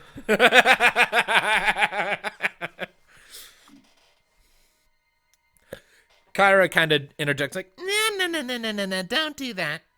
and she like leans right in and whispers in your ear, knee. I'll hurt him for you. Deal. Wait, what? Oh, nothing. Girl stuff.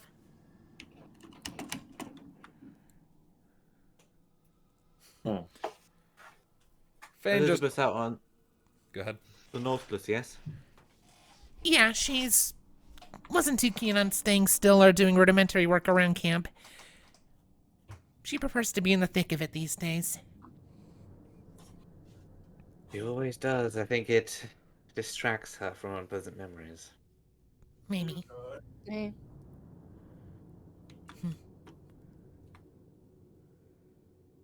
Well, we best go see what we can do around 2 days before 2 days before my sister's fleet gets here. And my mother. Alright. And I'll keep doing what I do down here. Good seeing you, Fane. You too. We got You this. too, Biggs. Wedge, if you can hear us down there. You hear Wedge's voice from a distance. Wait, you guys are actually here? Ah, crap. God damn it! Followed by Big saying, "Careful with that! You're gonna break a leg!" My leg's already broken. No, it's not! It feels like it. They're fine. Well, you shouldn't have tried lifting an entire damn toolbox by yourself! Boom! Ow! I think we're gonna go. Fane sighs. I'm gonna go stop the boys from committing a genocide on each other. Good luck with that. Great. I'll need it. Aww. I was wanting to see who won. She's like, Oh, I don't need luck. and she pulls out a wrench. I got insurance. And then she goes and walks over. Oh, this turned into a triple war. And you hear her go, Biggs, Wedge, if you don't stop it right now, I'm gonna bust out the wrench. and you hear them both say in unison, "Yes, ma'am." Wow. You sure got them whipped. Remember the idiots I had to work with when I worked for Chakal all the time? I had to learn how to whip bozos into shape. And with that, she climbs wrench. back into the little panel. That's the one thing good you got out of that situation. All right, so, and Fane disappears back into the shaft to resume her work. Anyway, how do we think Alice's little rendezvous went? Knowing him, I imagine he's still rambling. Let's go find him. See if there's any fires to put out. All right, so you make your way out of the depths of the Invincible, come out of the ramp, and it doesn't take you long. And after a few minutes of sort of asking around after him, you link back up with Alistair, we'll say about 10 minutes after his meeting with Athena. So the groups reconvene. So, how'd it go? Well, as long as neither of us die, it's a date. You pulled it off. Thanatos gives him a noogie. Our little alley is all grown up. That's Alisai Quinton to you, and I refuse to die today. Well, of course not. We need you to take all the damage for us. I like that gif. Like, I assume that's meant to be Alistair acting all fucking cool. Yeah. And then after that, This is just him all smug. He's like, I got my girl. Yeah, Judging by your This stride, has around gone these up. parts, you certainly seem perky. I guess it went really well. Did you actually manage to, rather than your usual stuttery self, like articulate it, serenade her or something?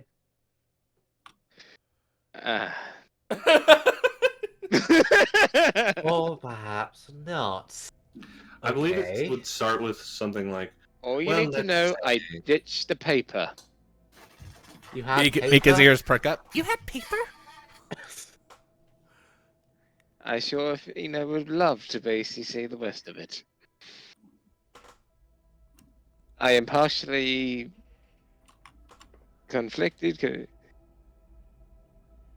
emotional. I am going through a lot of things right now. Apparently you as paper well. is one of them. So saith Kyra. You know, I think you're doing love letters wrong. There's You love didn't- letters? you didn't write her a love letter, did you? No, wait. There is. Was I supposed to? I mean, if you were at a Um, distance, maybe? Ah, shit. I don't know. I've never written her a love letter. Is there a bar around here? I think we need to buy him a drink. Yes, because Yeah, that's because just Alisai is still a bit flustered and also probably has blushes. Yes, that Nate, show because it. that's just what we need. A whole bunch of drunk soldiers right before a fight. Let's all go in there with hangovers. I have persona, motherfucker. I can get rid of hangovers. Let's fucking Can you drink. persona the whole camp? Or can you persona I didn't say the camp? whole camp. I just say us, if we wanted to. I'm just saying, why would you give soldiers going right into battle alcohol? 2 No, days. only you would think that. Now then, I mean, of course I would do it because that's just me. exactly. All right. But I want to I'm- challenge you again before this big battle happens. Yeah, You sure you two want to do be that. passed out drunk on the day of the battle? I have a curiosity that needs to be itched, so here's the plan. Thanatos, you take Alistair off and challenge him to whatever you're gonna do. The rest of you, make sure they don't kill each other. I'll be back. Nee. Okay. Let her be. Come on. He's dragging him off. No, he just goes up to 1 second. He's like, "Come on, what are you up to? Anything juicy?" Oh, just getting the scoop from the source. Ah, have fun with that. Give me the details. Later. Plenty. I'm I'm going off to.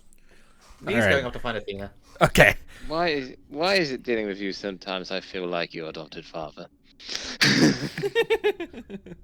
I like to think myself more as the big brother that just loves you so much. Now, come on, little brother. We're gonna teach you how to actually drink. That works too. Okay, But how so old are you? hold Before on. you call me little brother. Older than you, I assure you. Now, come on. All right. Mm. I need either Thanatos or Alisire to make an inquiry check as you go hunting for somewhere that dispenses alcohol. None of us have inquiry. Well, just Me roll, neither. just flat roll then. I have none. Kyra is going with us, right? So she Yeah. can- Next time, get Kyra has inquiry. 4. Oh yeah, Kyra can roll. I think so. Kyra will roll because she Oh. actually- don't know why I gave her inquiry, but there you go. All right. Well, probably because like that's a skill she would need when looking for work. 13? Fair enough. All right. So Kyra asks around for a minute, sort of leading the charge like, Hey, where can some people go to get a good drink around here? and after a little while, you start to notice a trend in the responses. Either people don't think that their ships in particular has alcohol in the mess halls, or you get people irritated by the notion of drinking alcohol on the job or wishing that it was an option. And you very quickly learn this fleet does not have basically any substantial amount of alcohol for general consumption presently available. No ale? I Didn't we will have someone murder on this away? fucking everyone! Everyone! Thanatos is going. Oh, dear. Thanatos is going to the little wing. That's a shame. I There rolled has to 2 be a 6s for stash. nothing. Thanatos must have a stash on the little wing. He must. You know Face what? it. You know what, Thanatos? Make a mercantile check. Mercantile.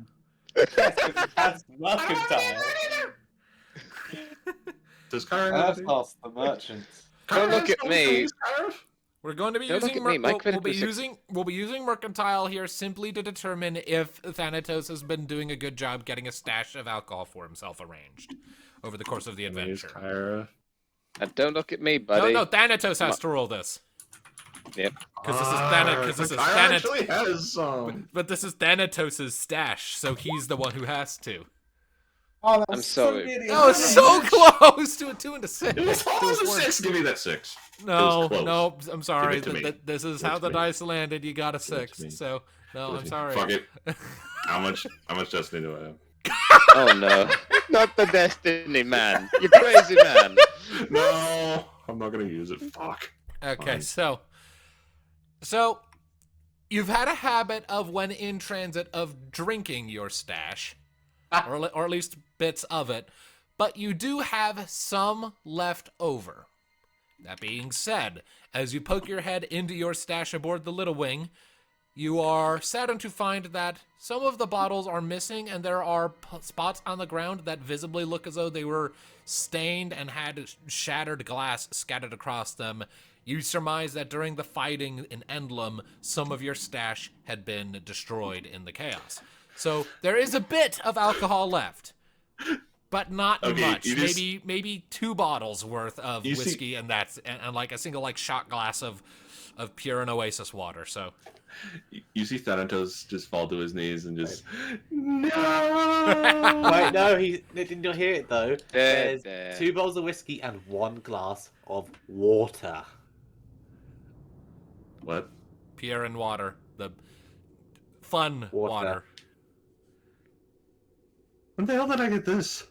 Probably when you were in Pure Pure Oasis. Oasis.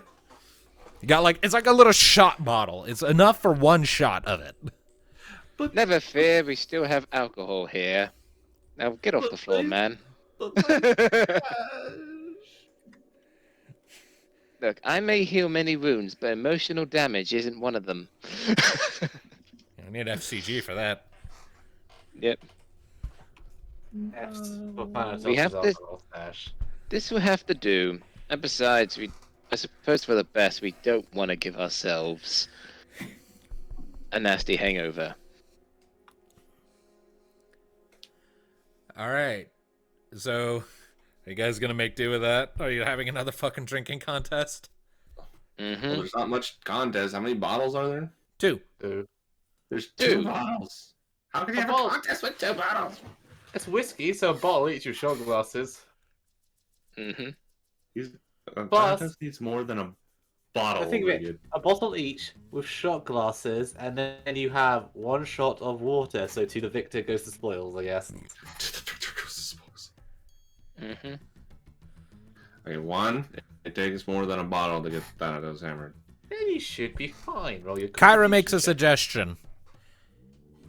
You know, what you could do is just have like a shot glass that's half full of the whiskey and a half full of like the water, so that you have like half a shot of the water in each shot glass, and then just have a single throwback. Short but to the point. Oasis whiskey. That will work. Get funky. Get funky. We might die in the next couple weeks anyway, so why not? Get inventive. That's brilliant. I can see why you're with her. Let's do Marry this. that woman. Marry that woman. Very bad on my life. All right, so you doing that then? Yep. Mhm. All right, so it doesn't take you very long. You pour out half a shot of whiskey into each of the shot glasses, and then you carefully, as much as possible, with Mika sort of helping, evenly distribute the water between the two shot glasses. And it is an interesting concoction because, like, the Pure and Oasis water is clear. It visually, it looks like water, but it does not mix totally. It's not like soluble with the whiskey. The two substances actually sort of morph around each other into these two distinct layers in the glass. It's like you look at it and it's like you see like a top half that's the gold of the whiskey, and then just below it it's just clear. So it's like there's just this floating block of like I don't fucking know, tree sap or something on top of water. Not me. So Shall we? Fuck it. all right. Although golden ball, no destiny allowed for this. Oh, destiny. Okay. All Well, we right. need to save it for the fight anyway. So All And right. besides, I have 23. What do you have? 15. There you go. All right. I just made it fair. Force checks, everyone. Gotta love Oh, that goody. force. May the I force be have with love. you always. I roll 17. 17. 2 17s. Wait, you got 17? Eh? Who has the higher base force? Oh, I just rolled a 17. Did he roll What's a your force? 17? Yeah, you both What's rolled your 17. force? So what is your so what are your respective forces? My force is 5, but I rolled 8. 2 6s. You rolled a what? You got a critical success? Yeah. I could even Okay. take a picture. I'll show you. Please take a picture of that shit. I want to see Critical this. success in this? Are you Get kidding away, me? 17. Open with the natural 12.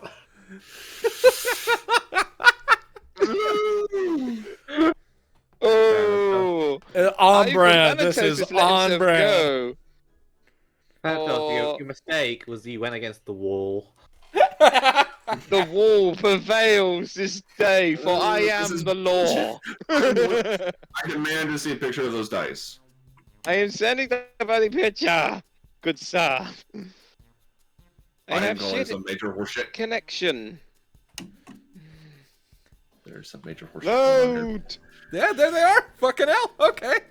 6 and 6. Those are So, new dice. I like those dice. okay, so Thank you. So The here's galaxies. so mathematically here's the thing. So we have 2 17s, equal footing rolls. We have Thanatos with a +8 on his force and Alistair with a +5 on his. But he got a critical success. Hang on. So on a normal day, that would mean that Thanatos would have won that because of the higher force. But because of the natural boxcars, it does result in a win for Alistair. Oh, But only just barely. So as you two, Damn. and of course you both rolled above the 15 that you have to roll to not pass out when consuming water. So as you both throw back the shots, it is an assault upon your collective senses. For a brief moment, it's like you're looking through a kaleidoscope as your vision just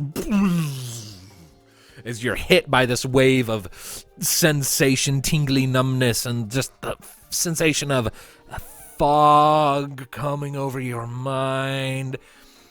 And like for a brief moment, you look like you're both being hit about the same. And for a second, just a second, Thanatos, you start to like get your focus back. You power through, just like you've done this before. And then you look up, and Alistair has already started to get his focus back long before you did. So, as it is, after taking that one shot, you are both hopelessly drunk. Ugh. But you are You're both. right. But you are both conscious.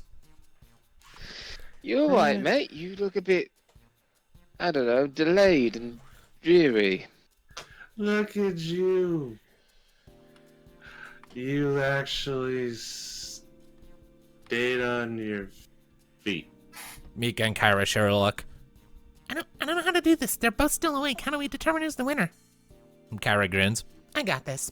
And she walks up to Thanatos and holds up a hand and a number of fingers. And it looks to you like she's holding up 8 fingers. And she says, Thanatos, how many fingers am I holding up?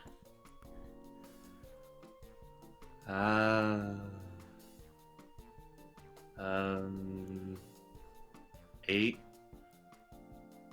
sort of wiggles them a little bit. Okay. Then she turns back to Alistair, holds them up to you. Alistair, how many fingers am I holding up? And to your eyes, Alistair, it looks like she's holding up, it's weird. It's like she keeps moving fingers around because it looks at first like 4, no wait, 6, no, 7, 5, 4, what? It's like it keeps fluctuating, but like it's slowly eventually consistencies down to what looks like 5 fingers, even though in the back of your head you know that shouldn't be possible. Not counting the thumb, a regular human hand only has 4 fingers. So there's just sort of a logic disconnect in your addled brain. I refuse to lose to this counting game. Especially when I came so close. How many? Give me a number.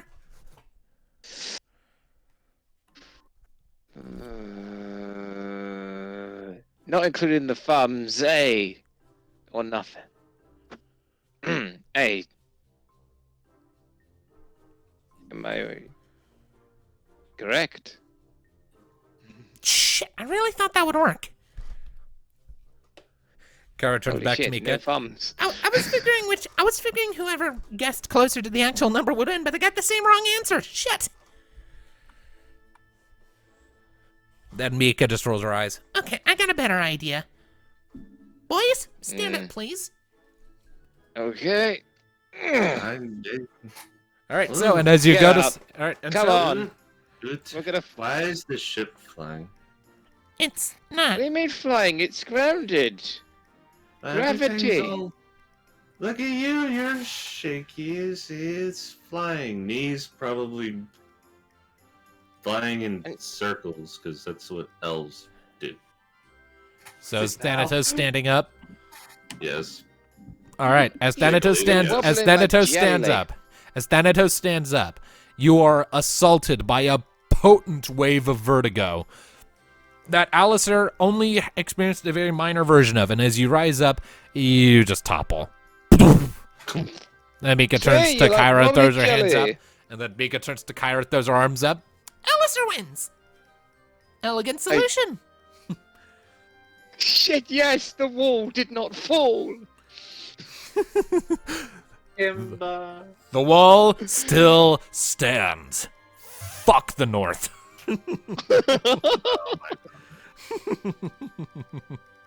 Answer the wall, Quentin. Alistair the wall. I Why knew is my this- years of fortifying will finally come in handy. Why is the ceiling on the floor? You're on the floor, dummy. I'm not a dummy. You're a thing. I'm the wall. I am the wall. I punched the wall. You making an Punch attack air. roll? Is that what's happening here? Okay, let's see if he can actually hit me. I'm gonna roll for avoidance. You don't roll I avoidance. figured he's just like trying to punch the air. Like he's on his back, like on Fair the enough. ground. So you How's just he kind gonna- of flail your fist around. That's why I was asking, are you making an attack roll? No, he's just like he's on his back, so I don't think he can Oh, get up never to the mind. back anyway. You just kind of flop You- your I don't hand know. about in the air for a second. Then Mika turns to Alistair and opens her mouth to say something, and then Kyra interrupts and says, No. Leave it. Let's watch. It'll be a good show. and then Mika's like, But their livers will be fine. Are you sure? not at all. And Kyra sits down on a chair and just smirks. You know, if all you can see this right now, I'm literally acting out the scene. I even Oh. got up. Oh, I bet. Oh my god. So, with The boys having a day. We can cut over to Neothil as she tracks down Athena. Since that's what you want to do. Not knowing of what is happening aboard my beloved ship. Not knowing the horrible events transpiring in your abode. It doesn't take you long to track Athena down. Like, she's kind of moving through camp, and you meet her at, like, an intersection, and she perks up a bit as you're approaching. Oh, Haney.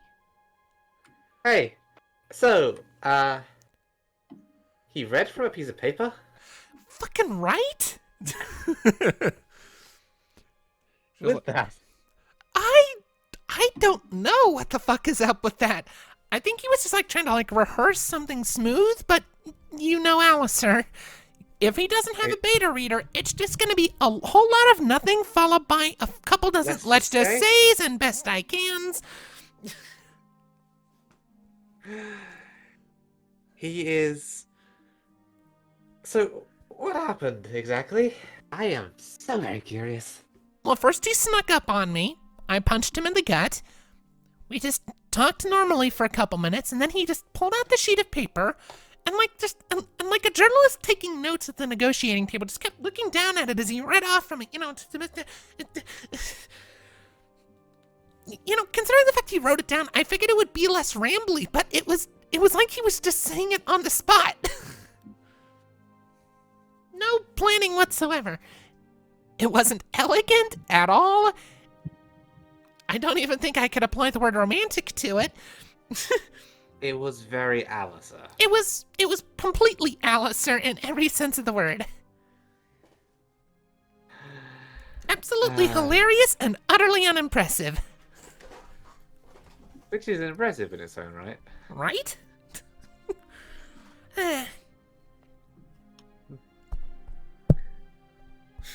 And yet, you didn't say no. I did not say no. I also didn't say yes. I said when all of this is over and you guys go on vacation, I will tag along so we can have a proper conversation about it without poorly written pieces of paper. There is a conversation to be had. How do you feel, though? You know, that's a funky one. Because You've known him way the back... longest of all of us. Oh, yeah, I know.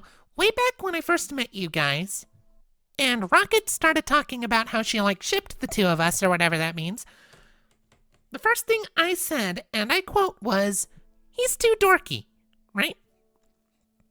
He just raises an eyebrow. And at the time, I meant it.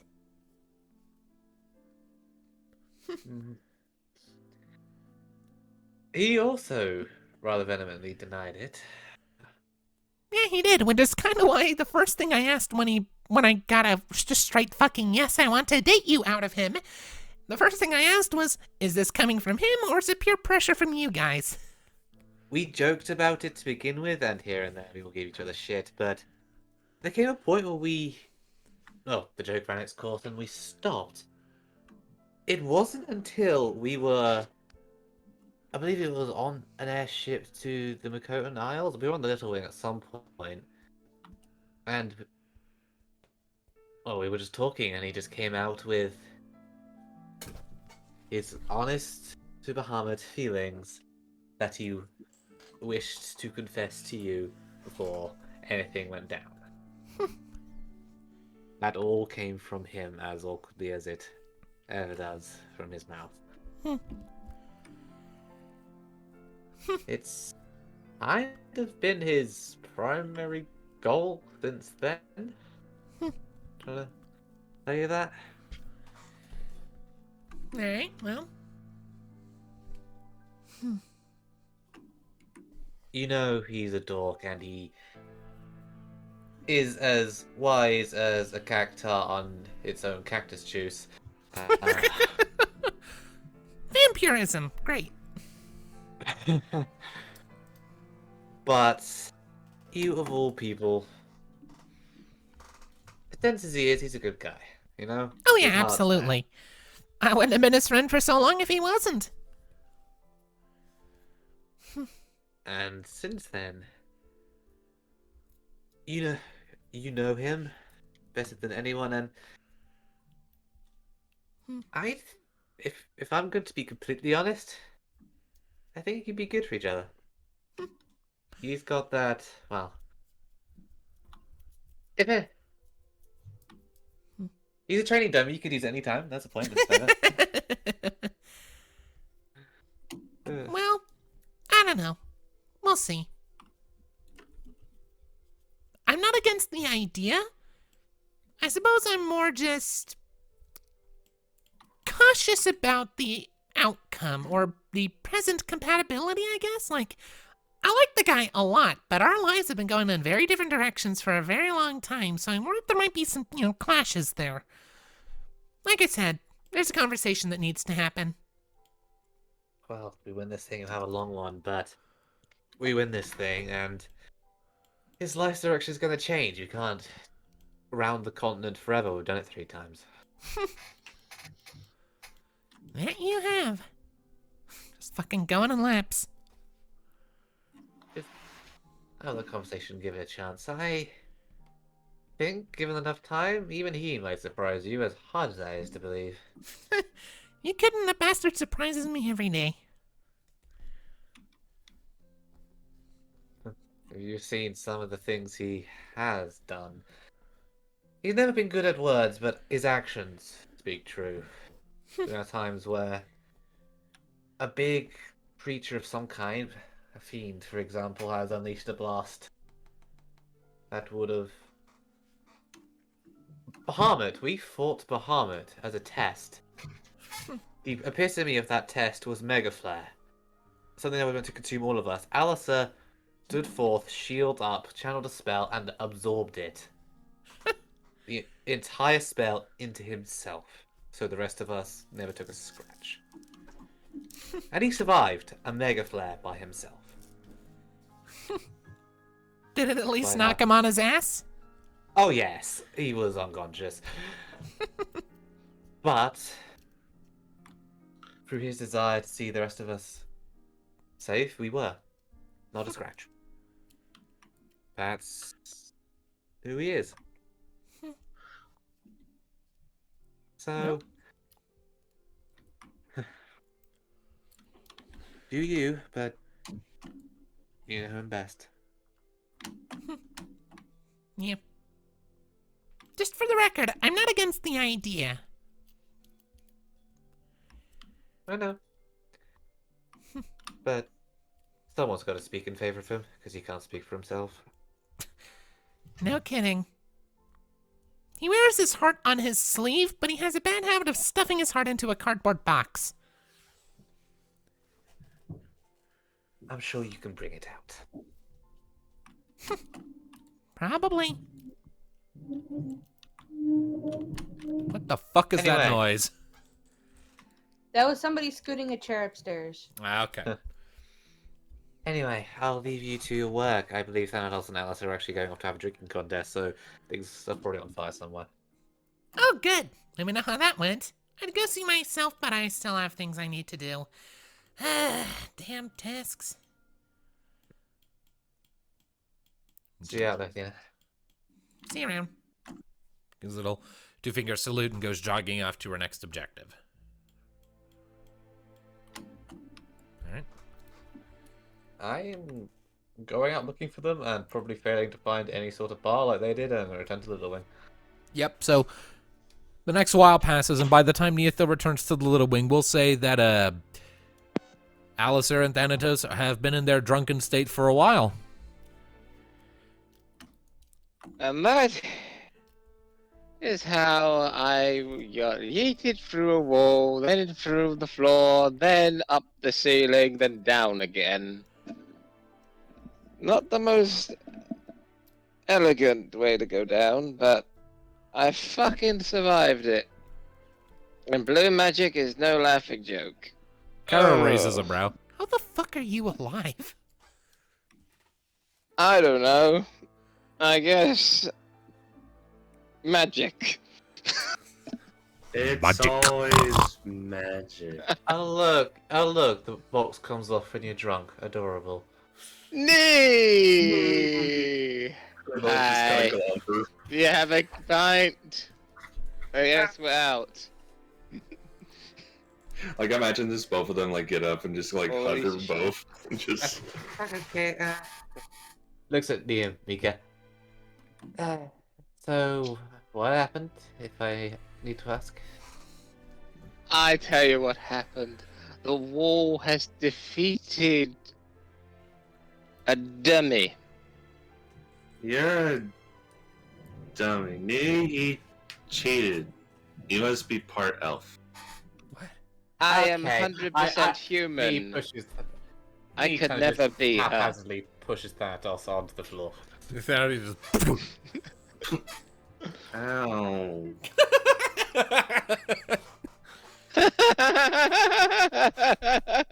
He Do pushes it Alice again. onto the floor. So Alistair, your laughter there makes you lightheaded, and then you fall to the floor. Mika looks up at you, and how then much you're the best leader. yeah, Mika looks up at you, Nee.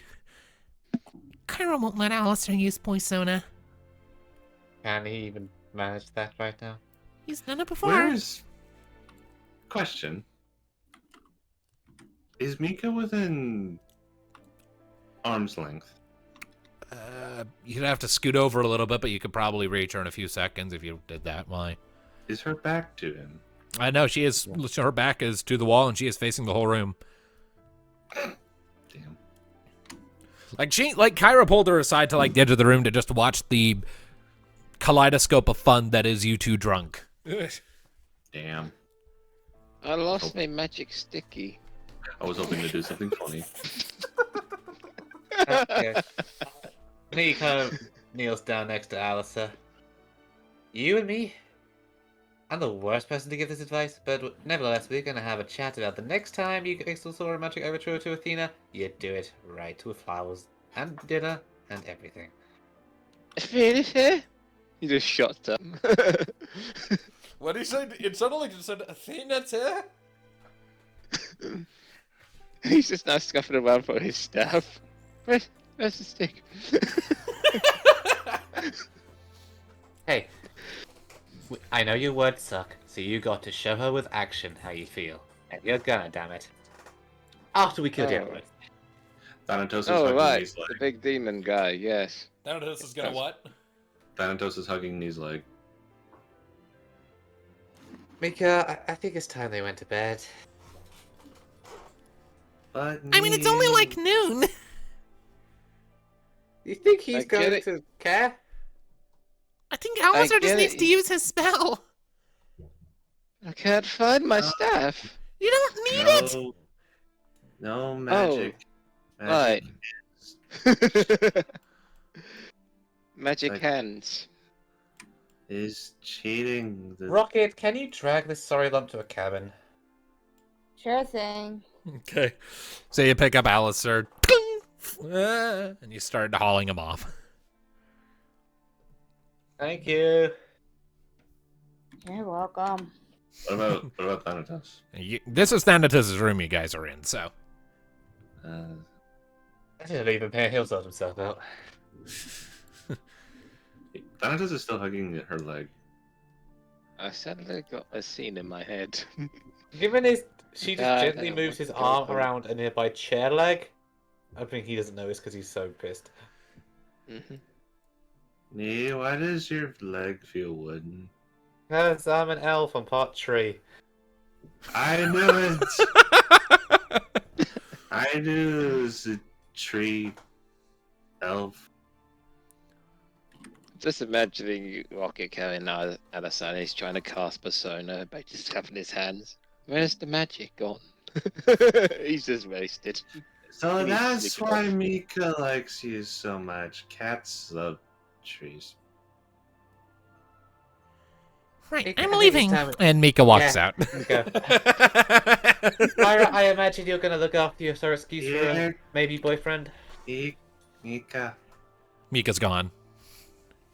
Here, kitty, kitty, kitty.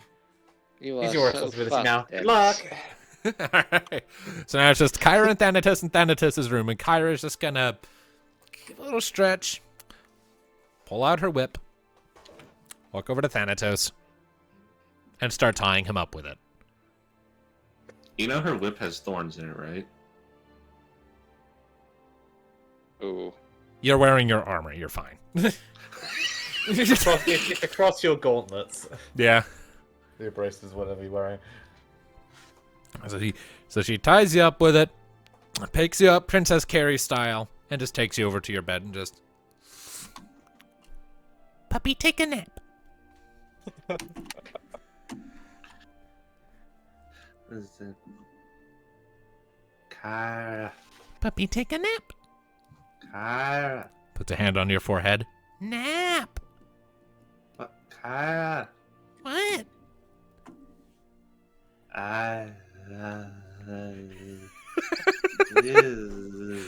Stop.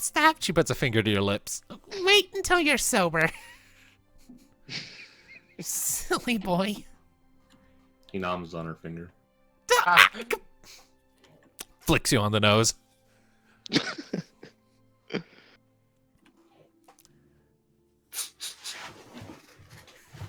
And she just shakes her head, gets up, and leaves. Yeah. I say Anastasia just flat out asleep at this point. You have a nice. Okay. Wait, that Battalion fleet. So, yes, please. This has gone in directions.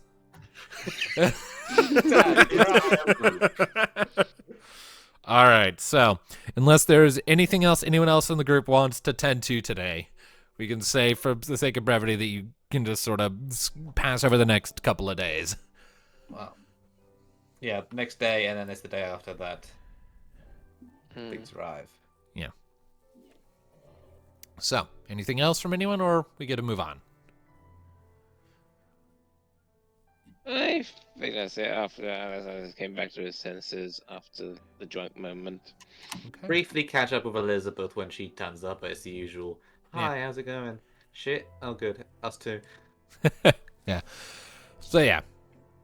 The next couple of days pass largely uneventfully.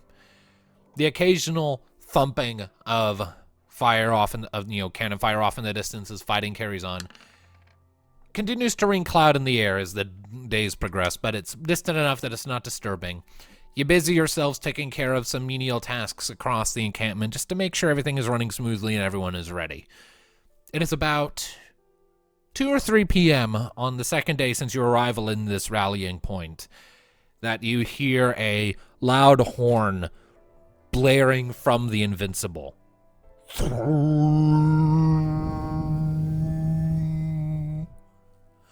And as you turn and look in the direction of the Invincible and off towards the north and the west, you can just faintly make out and faintly hear in the distance the spinning sound of rotors and the thrum of Magitech engines. And more than that, you can see what appears to be a series of purple, bluish lights with greenish avian figures within. And as it gradually draws closer, you recognize what appears to be a flock of Quetzalcoatlus.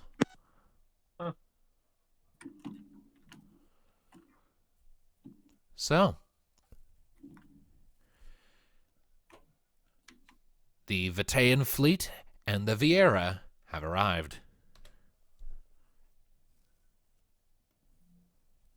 Nee, your mom's here. No kidding. Behold the might of our navy. You're saved. You're welcome.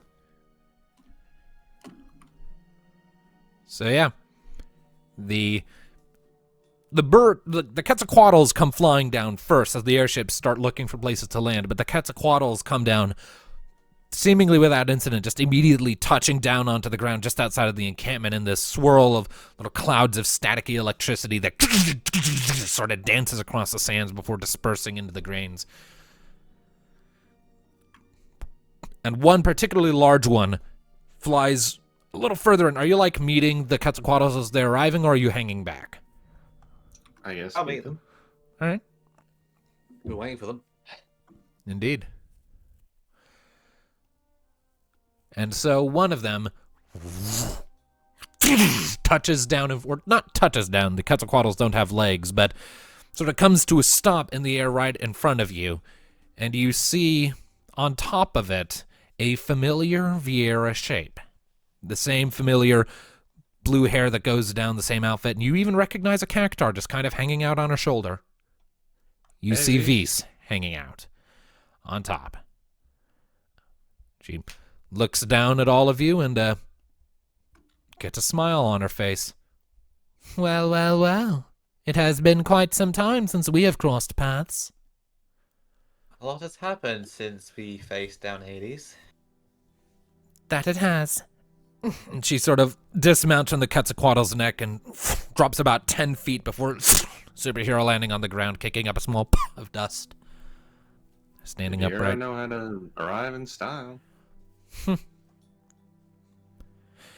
She then lifts a hand up, and you notice that like there's a ring on the ring finger of her right hand that suddenly flashes with bluish purple light, and as it does, the Quetzalcoatl in the air behind her suddenly begins to swirl in on itself, going from a tangible being of power into this swirling cloud of electricity that flows down into the ring before there's a little and the Quetzalcoatl has dispersed.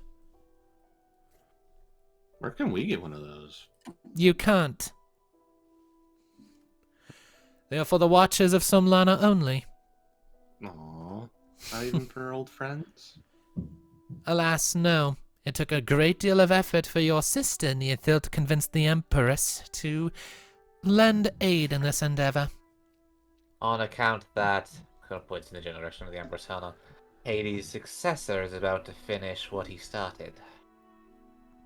It took me vouching for your character to convince the Empress to lend aid, and even then, Rania and her entourage had to help us deal with some issues that arose within our borders.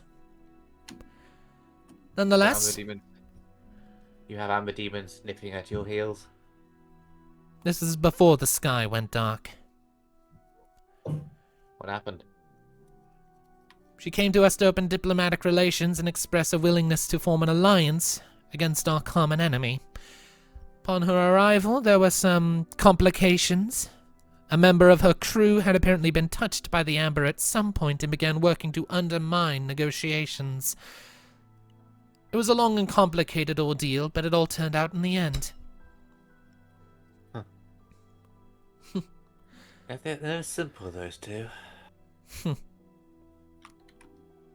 Certainly not. Then Vis turns to you, Alistair, and gives a nod. I trust you are doing well? As well as always. I'm glad to hear it. I'm glad to hear that you're doing well. Alright during these dark times. Dark Patience. times indeed. And she glances irritably up at the sky. Too dark. Alistair, faced with his former crush after just admitting to his current one. Well, regardless.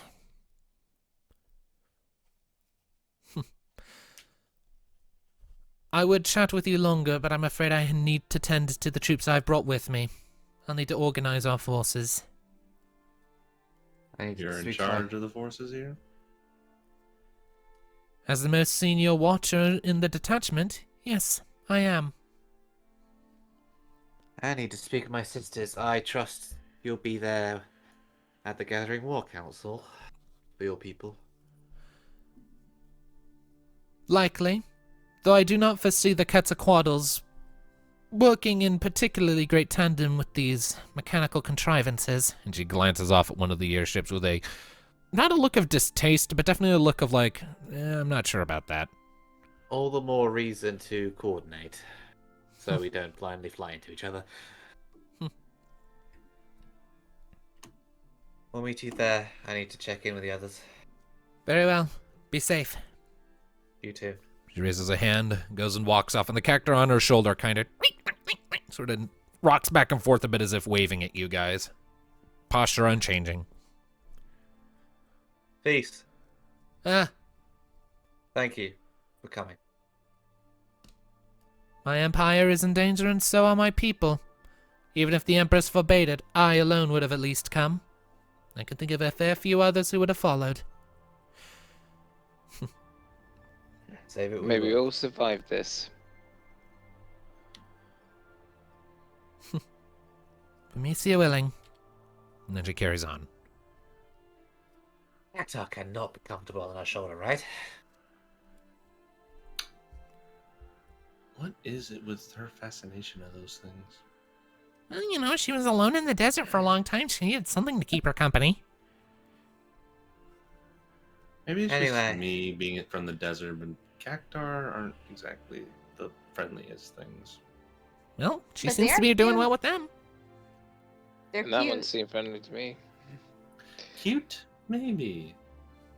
But tell that to somebody who's come home with needles all down their back. To be fair, Thanatos, you're not exactly the expert on making friends with creatures. For some I Hey, will some be reason, people pay good money for that and call it acupuncture. Wait, what? Some people pay good money for that and call it acupuncture. you know, for some strange reason, this talk of cactar reminds me of an unfortunate tale of a bunga. That can wait. I believe my fellow elven feels enough to give Thanatos here a splitting headache. Are waiting for us. Yes, Nee, let's go see your mommy. That's the Blackstone part of me. I was talking about the Athils, but she's there too. All right, so you make your way towards where the Vataean fleet is touching down. A few are staying in the air and already moving to sort of join the perimeter defense. As you approach the largest of the Vataean airships, it's clearly still designed with sleek agility in mind, but it is the largest Vataean airship you have seen to date. You can't see its nameplating from here, but as you approach, you Would do I see... recognize it? Make a lore check. I need to make a lore mount, please. Okay. I have nothing. You didn't really do a whole lot of work in the sky, so... 6. 6? You have no fucking clue.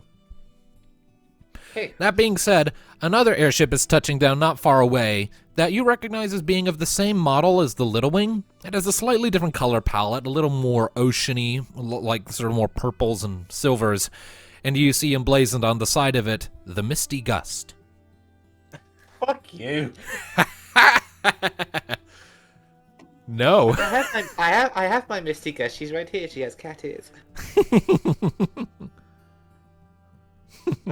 No one who watches this video is gonna fucking get that reference. The Little Wing and the Misty Gust. Together at last. All right, so... And as the ramp on that familiarly designed airship comes down, you see up on the deck, just hanging up by the rail, you see Skalala. And her eyes focusing on you. Big grin, and she time do you gives a call frantic this? wave. And what time do you call this? Time for you to You're not late for get the time for you You're to not late- get snarky with me. I mean, you're late for the fight. We killed him already. It's done. Make an acting check. With 1d6. Because the sky is still fucking dark. I was being incredibly sarcastic. That's okay. I have 0 acting. This is amazing. Oh, One. One! Natural 1. I think that's the first time we've had that roll in this game. Yeah, natural 1. Skalala is not convinced, and she just kind of chuckles. Yeah, sure. She waits a second longer for the gangplank to finish descending before she lifts up a finger and goes running over to the wheelhouse. After a couple seconds, both she and Rania emerge and come down the ramp. Incoming Sisterhood tackle. 5, 4, Rania raises an eyebrow as she gets close. Why are you counting down? Oh, because he's taking the piss. Anyway, Rania, hi. Hi. How you doing? Lob. You tackle her? Yeah. Fuck. It's good to see you too, Squirt. And she gives you a hug back. Hey. I hear you've been playing negotiator. Well, I was more sent as the bodyguard to the negotiator, but then the ninja we had in our group, just to make sure nothing went wrong, killed the negotiator we brought with us, and it was all just a whole fucking thing. I guess just making a mess of things runs in the family. Maybe you should hang up the bow and start being a diplomat. No. Trust me, the only reason I actually managed to eke out a favorable outcome out of all that is because Vise vouched for me. Because, you know, I fought alongside her for like a fucking week. Can't leave you alone, can I? Can't leave you alone, can I? And she nods at your new armor. What is this shit? This doesn't look like a Vitaean outfit. The god armor. You know what? Fair enough. I take it back. Looks cool. She Literally. smiles. See this? Kind of points at the crystal part. Crystal of light. Yeah, no, I got it. I got that. Very temporary, but oh, am I gonna abuse it? I bet. Then Rania glances over at Skalala. You want to go get Panara? Yeah, sure. And Skal goes running back up the ramp. How things been with her? She's been having a lot of headaches. The amber. Headaches. Amber, yeah. I mean, we Right. could feel it, but I think she's a bit more attuned than either of us. Amber mage, outright. Not sure how I'll react when I actually pop those wings out, to be fair. She's been having a hard time sleeping, too. Ever since the sky went dark, she's been constantly having nightmares. And that's when she's able to fall asleep. Most of the time, it's just migraines. She seems really anxious, too. I think she's worried about Zalart. I The thought architecture the that's amber made was of in amber. her- Yeah, typically it is there, but well, tower's moved. Yeah. Sky's red. What's to say it hasn't become uninert now that its master is calling? I mean, every Zalaran has a piece of amber in them. I'm no exception. Well, you did. I still have it. It's infused in our souls. It's not as potent because obviously I don't have the Zalaran body anymore, but the soul thing's still there. That's why I can do what I do. It's at That's about why this I can- time that you... That's why. Go ahead. And that's why I can sense darkness the same way you can, Thanatos. It's permanent. I remember the first time I had Neothil sense this shit alongside Thanatos. You were all so confused. Why am I doing this? This raises questions. So, it's at about this point that you glance past Rania and you see Panara and Skalala coming back over, and Panara looks fucking exhausted. Like she actually is keeping a hand on the rail as she's making her descent. He hugs her too, but less tackily. When you give Panara a hug, it's good to see you all right. I'm all worried about you, Mother. Nightmares? Nightmares. Don't worry, I've had worse. Well. Well, God's willing, today is the day we fix that. Or at the very least, near enough. Rania pipes up. I don't think we're likely to set out today. It's probably going to take the whole day just to organize all of our forces and get ready. We want to make sure everyone's well rested before we're up and off, so... We shouldn't wait too much longer. Sarad certainly knows we're here. Tomorrow or the day after at the latest. Depends on how much organizing needs to be done with the commanders. Have you talked with them? Briefly, but they want to Briefly. wait till everyone was available for a full briefing. Did you get any good read on them? How they seem to be?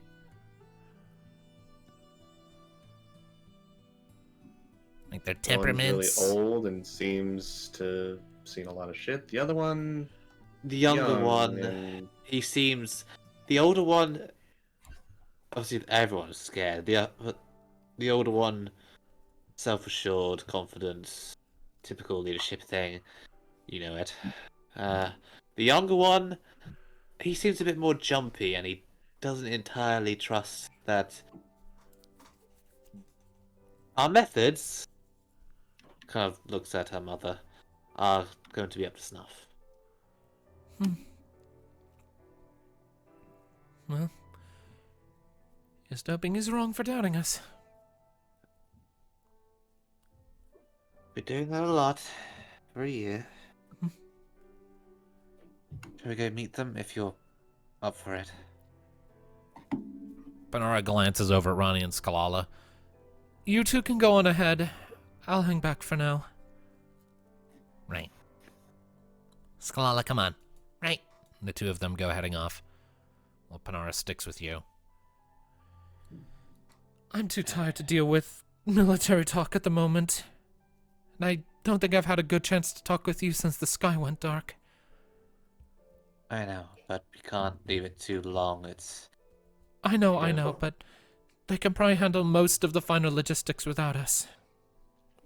We'll talk for a bit then and then join them after. Give you a moment to sit down. So... Go back to the little wing. We'll sit in there, Alright. on the deck. Alright. So you guide Panara back to the little wing. Easy enough. Like, are you just heading down below decks or just hanging out on the railing or what? Low decks where there's chairs. Alright, so you find a little comfy sitting space and Panara sits down with this...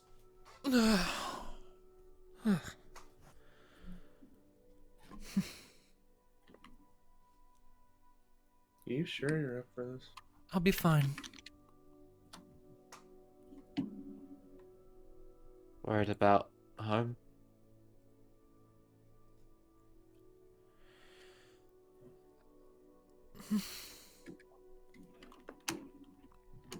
Everyone, can I talk with Neothil alone for a minute? Yeah, fine by me. Alright. So as everyone else kind of shuffles out, would you guys mind deafening yourselves for a little bit? Oh god, this is... I'm getting whispers. This is serious. Oh no. This smells ill. Yeah, if my computer will cooperate and let me. Let's be warned and maybe go into bed. I've got a black screen right now with a cursor, and I'm trying to figure out how to get it to not. Come on, computer screen. Can you please not? Come on. No, I don't need the hand pointing up. I need the Discord to pop up so that I can Alt tab? deafen. Alt tab? Does that do anything? Nope. Hmm. I'm trying. Discord is not letting me. Okay. Tell you what, I have the option to, let me see here. I don't know. Maybe I guess just turn your volume down to 0 or something. I don't know. Or just take your headphones off for a minute. Yeah. So, okay. All right. So, once everyone has shuffled out of the room, Panara sort of pulls her hood down and leans forward a little in her chair. So this is it then, huh? For long, we're gonna be flying off to destroy Diablos. That's the plan, right? That is, yes.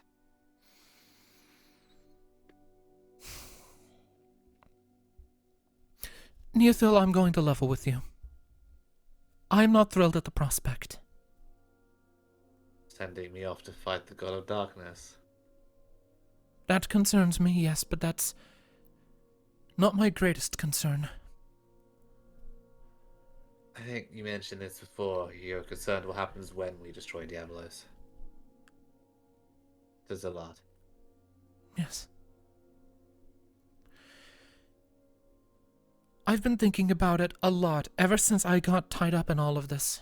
Ever since I learned what the stakes really were. I harbor very little love left for my homeland after everything that happened there, but you are a good person, Neothil.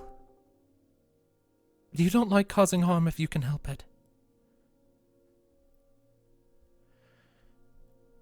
So if there are to be consequences, if there's to be a price for what happens in the coming days, I know you would want to know it. We don't know what's going to happen to the Amber if Diabolos dies. I know well enough. Or at the very least, I can theorize, I can speculate, and I just want to make sure we're all on the same page about it. I mean, it's as much as Ifrit's hellfire as it is of him.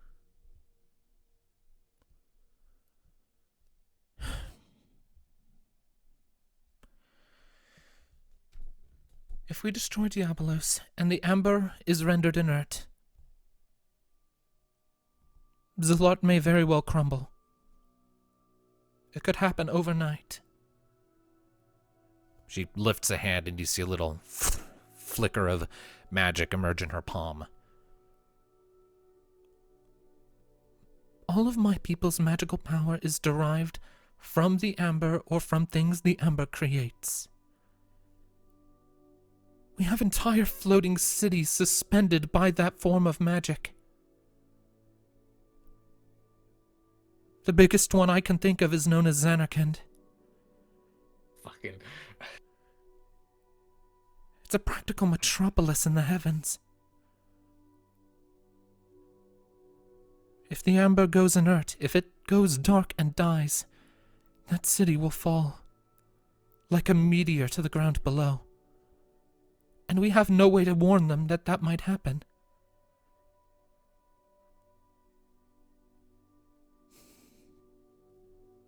You can't try to contact Father the way you used to talk to me. As I've mentioned before, I have no such link to him like that. I cannot do that. I have no links to anyone back home. Any links I did have were severed when I was arrested for my crimes, to prevent me from abusing them. You were the only one that remained. Because I was dead, they didn't think to remove it. Because they couldn't get to you, they couldn't remove it.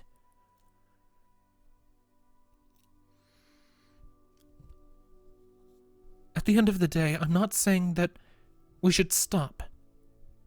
Diablos has to be defeated. He has to be stopped or everything will be destroyed, regardless. But I cannot, in good conscience, knowing what I know about you now, let you press on without making sure you are aware of the potential consequences. If this happens, and Diabolos dies, and his essence leaves the Amber, my people will suffer a terrible price for who knows how long.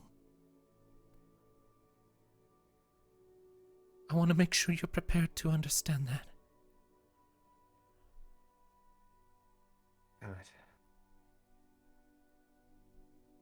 And yet, if we don't, there won't be as a lot.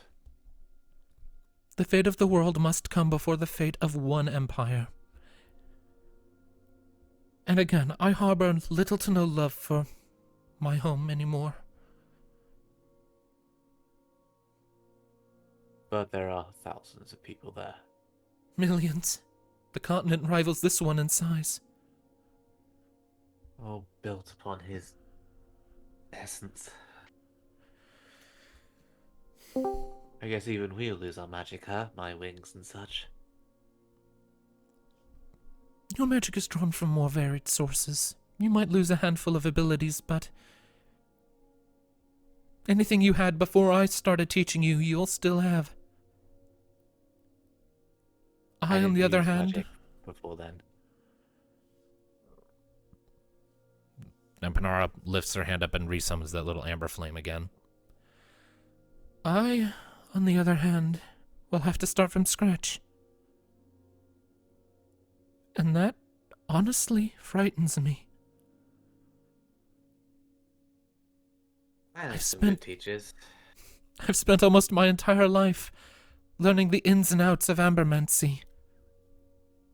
From a practical standpoint, it is very similar to your style of black magic. But the sources and the incantations and the sciences are so radically different.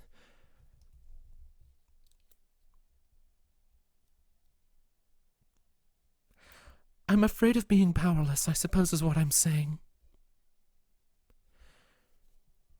Because last time I was powerless, I lost you. And I hate that feeling. No feeling is worse. Mother, I take her hands. I'm alive to have this conversation. I'm here. And whatever my reservations about how that happened, that was because of you. You weren't powerless. You crossed an ocean on the back of an amber bird to find me. And you did. I, Aralia Blackstorm, am here. And I know. I know what may happen. Maybe it won't, maybe it'll be gradual, or maybe it'll be instant. I'm thinking about it. The home that was once mine, and all its people. I don't. One thing I do know, though, is that if we don't do it, all those people are going to die anyway. Along with everyone else, and I can't. Exactly. I know it wouldn't dissuade you, nor was I trying to. I just wanted to make sure you knew and understood.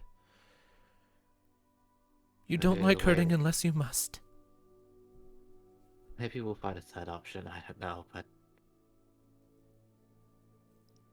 if the alternative is they die anyway, at least I'll have a chance. Here's to hoping. Either way, when all is said and done, their lives will become much harder. Zolard is an enormous continent and very hostile to the unprepared. Even if my people survive, the empire they govern will not.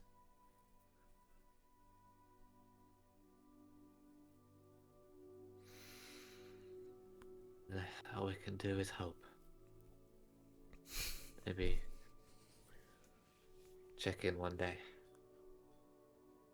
Hopefully. She gives your hand a squeeze. If that happens, I'll go with you. It's... I wouldn't be the one going back. They would not welcome me. They think I'm dead now, thanks to Gabranth. If the worst comes to pass, no one will care. I'm here. I'm on the front lines of this fight. They very well might. And I can't say I'd be able to blame them if they did. And that goes to me as well. Father will do what he can. And we have to do what we can to make sure that any get to live to see next week. So now I need you, Mother. I need to know you're there. I'm here.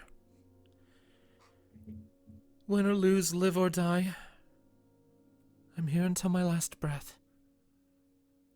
I came all this way. I'm not going to back down now. Just make sure that last breath isn't to the next couple of days, because we have a lot more to catch up on. 22 birthdays. Bye-bye, guys.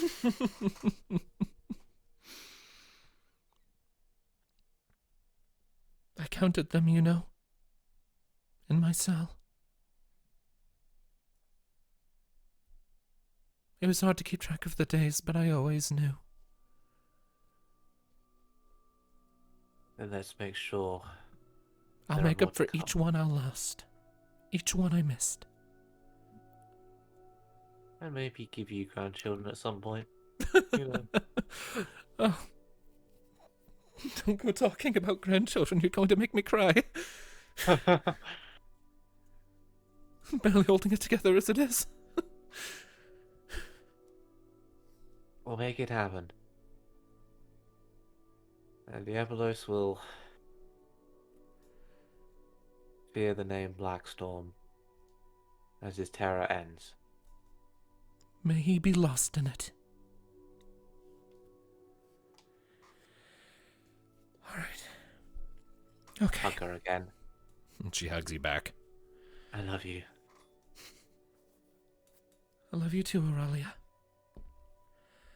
Mother. She buries her face into your shoulder.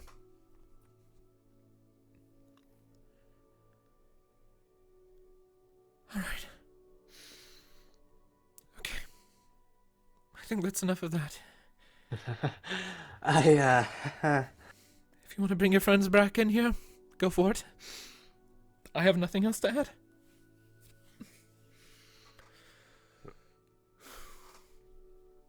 I'm glad you came back. To me. Really, really glad. Is that like Neothel actually tearing up a little? Yes. Panora sort of reaches out with a thumb and like sort of wipes the tears away. Come now. None of that until after. Save your tears for after the battle. You can be sure we'll have ample means to shed them. Be it victory or defeat. Okay. If you guys are listening in, it kind of smashes on the door. Stop.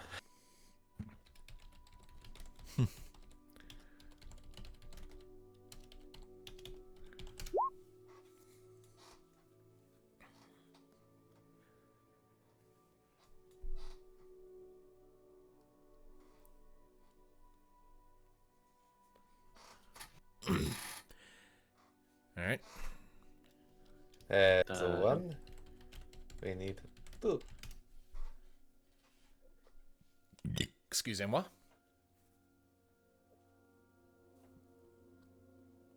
So yeah, we've been going for I think 3 hours now. 2 hours, 45 minutes, just now. Still, it's getting a little late. Right. We're probably going to wrap up here soon anyway. Just need to get everyone else unmuted real quick. Undeafened. She Alright. is Alright. undeafened. but then Lumina's she's muted. undeafened, though muted. And, There you be. good. And now Darkness. the darkness, our old friend. Yeah, I was trying to call about my work schedule, but I could not get a reply because they're busy. Oh dear. Darkness. Ah, wrong button. That. Wrong button. Yeah. Wrong button. You feel? Wrong button. Darkness, our old friend. Undeafen yourself. There you are. Hey. Alright, so. There was enough of it. In case any of you were outside the door and he just smashed on the door telling you to stop listening in. So yeah. Thanatos was certainly not at the door, and is most certainly not sneaking off away from the door. Okay. Alright, so. Oh shit, I missed it. That's cool. Sorry. I dozed off a bit. It's alright. I'm thinking like in the future, like for campaign 2, I might get like an actual server set up with dedicated whisper rooms. So that way we don't have to ask people to deafen themselves. The GM and whoever is isolated can just go into a separate room and then come back when they're done. That works. Yeah. But Yeah, that'll be for anyway. next time. Aurelia is emerging from their room.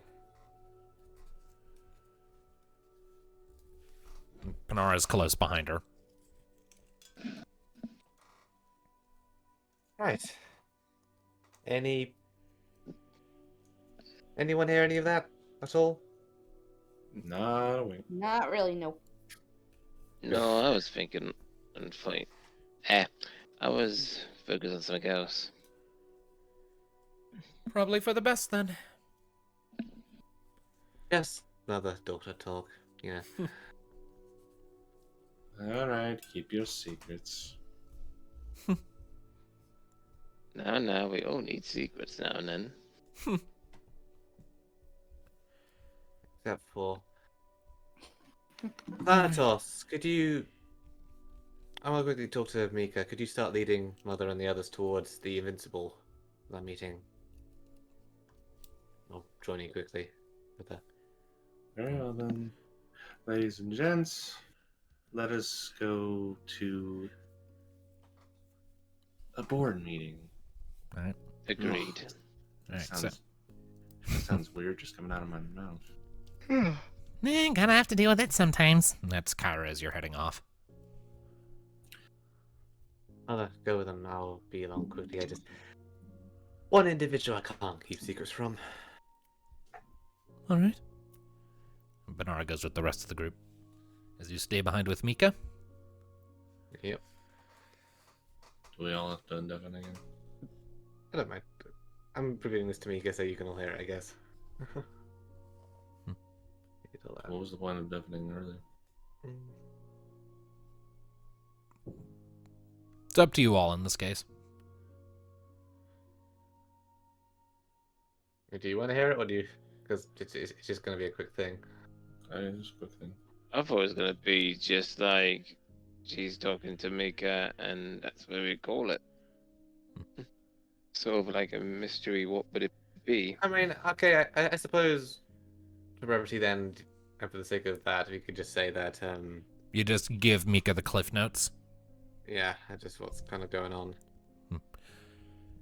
As you relay what you and Panara discussed to Mika, she does appear sort of a little saddened, a little distraught by the notion. So now, there's that too. Suppose I was an idiot thinking I could get away with saving everyone, wasn't I? Well, Time for another. if that's the way it has to be, then...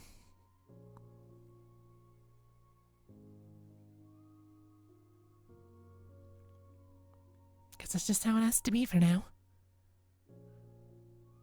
You think there's any chance you could talk to one of the others of Pantheon, try and see if any could do something or Maybe. get away? She sort of glances down at the crystal woven into her armor and puts a hand to it. Maybe. I'm not sure how much they'd really be able to do, though. I mean, it's Zephyr's fire. It's to count for something. It's not just Diablos.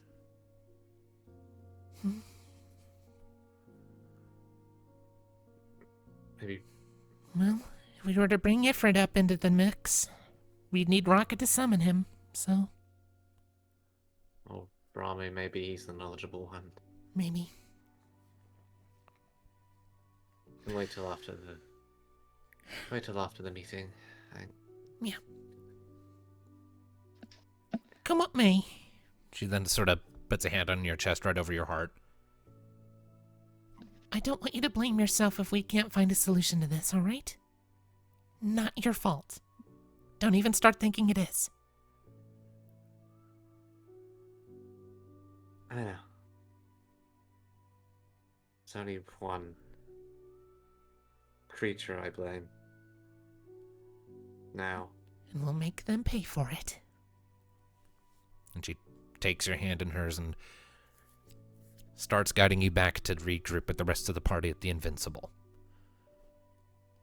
And as you're going, I think that's where we'll call it for the night. Oh. Yep. All right, so got some heavy shit going there in the background.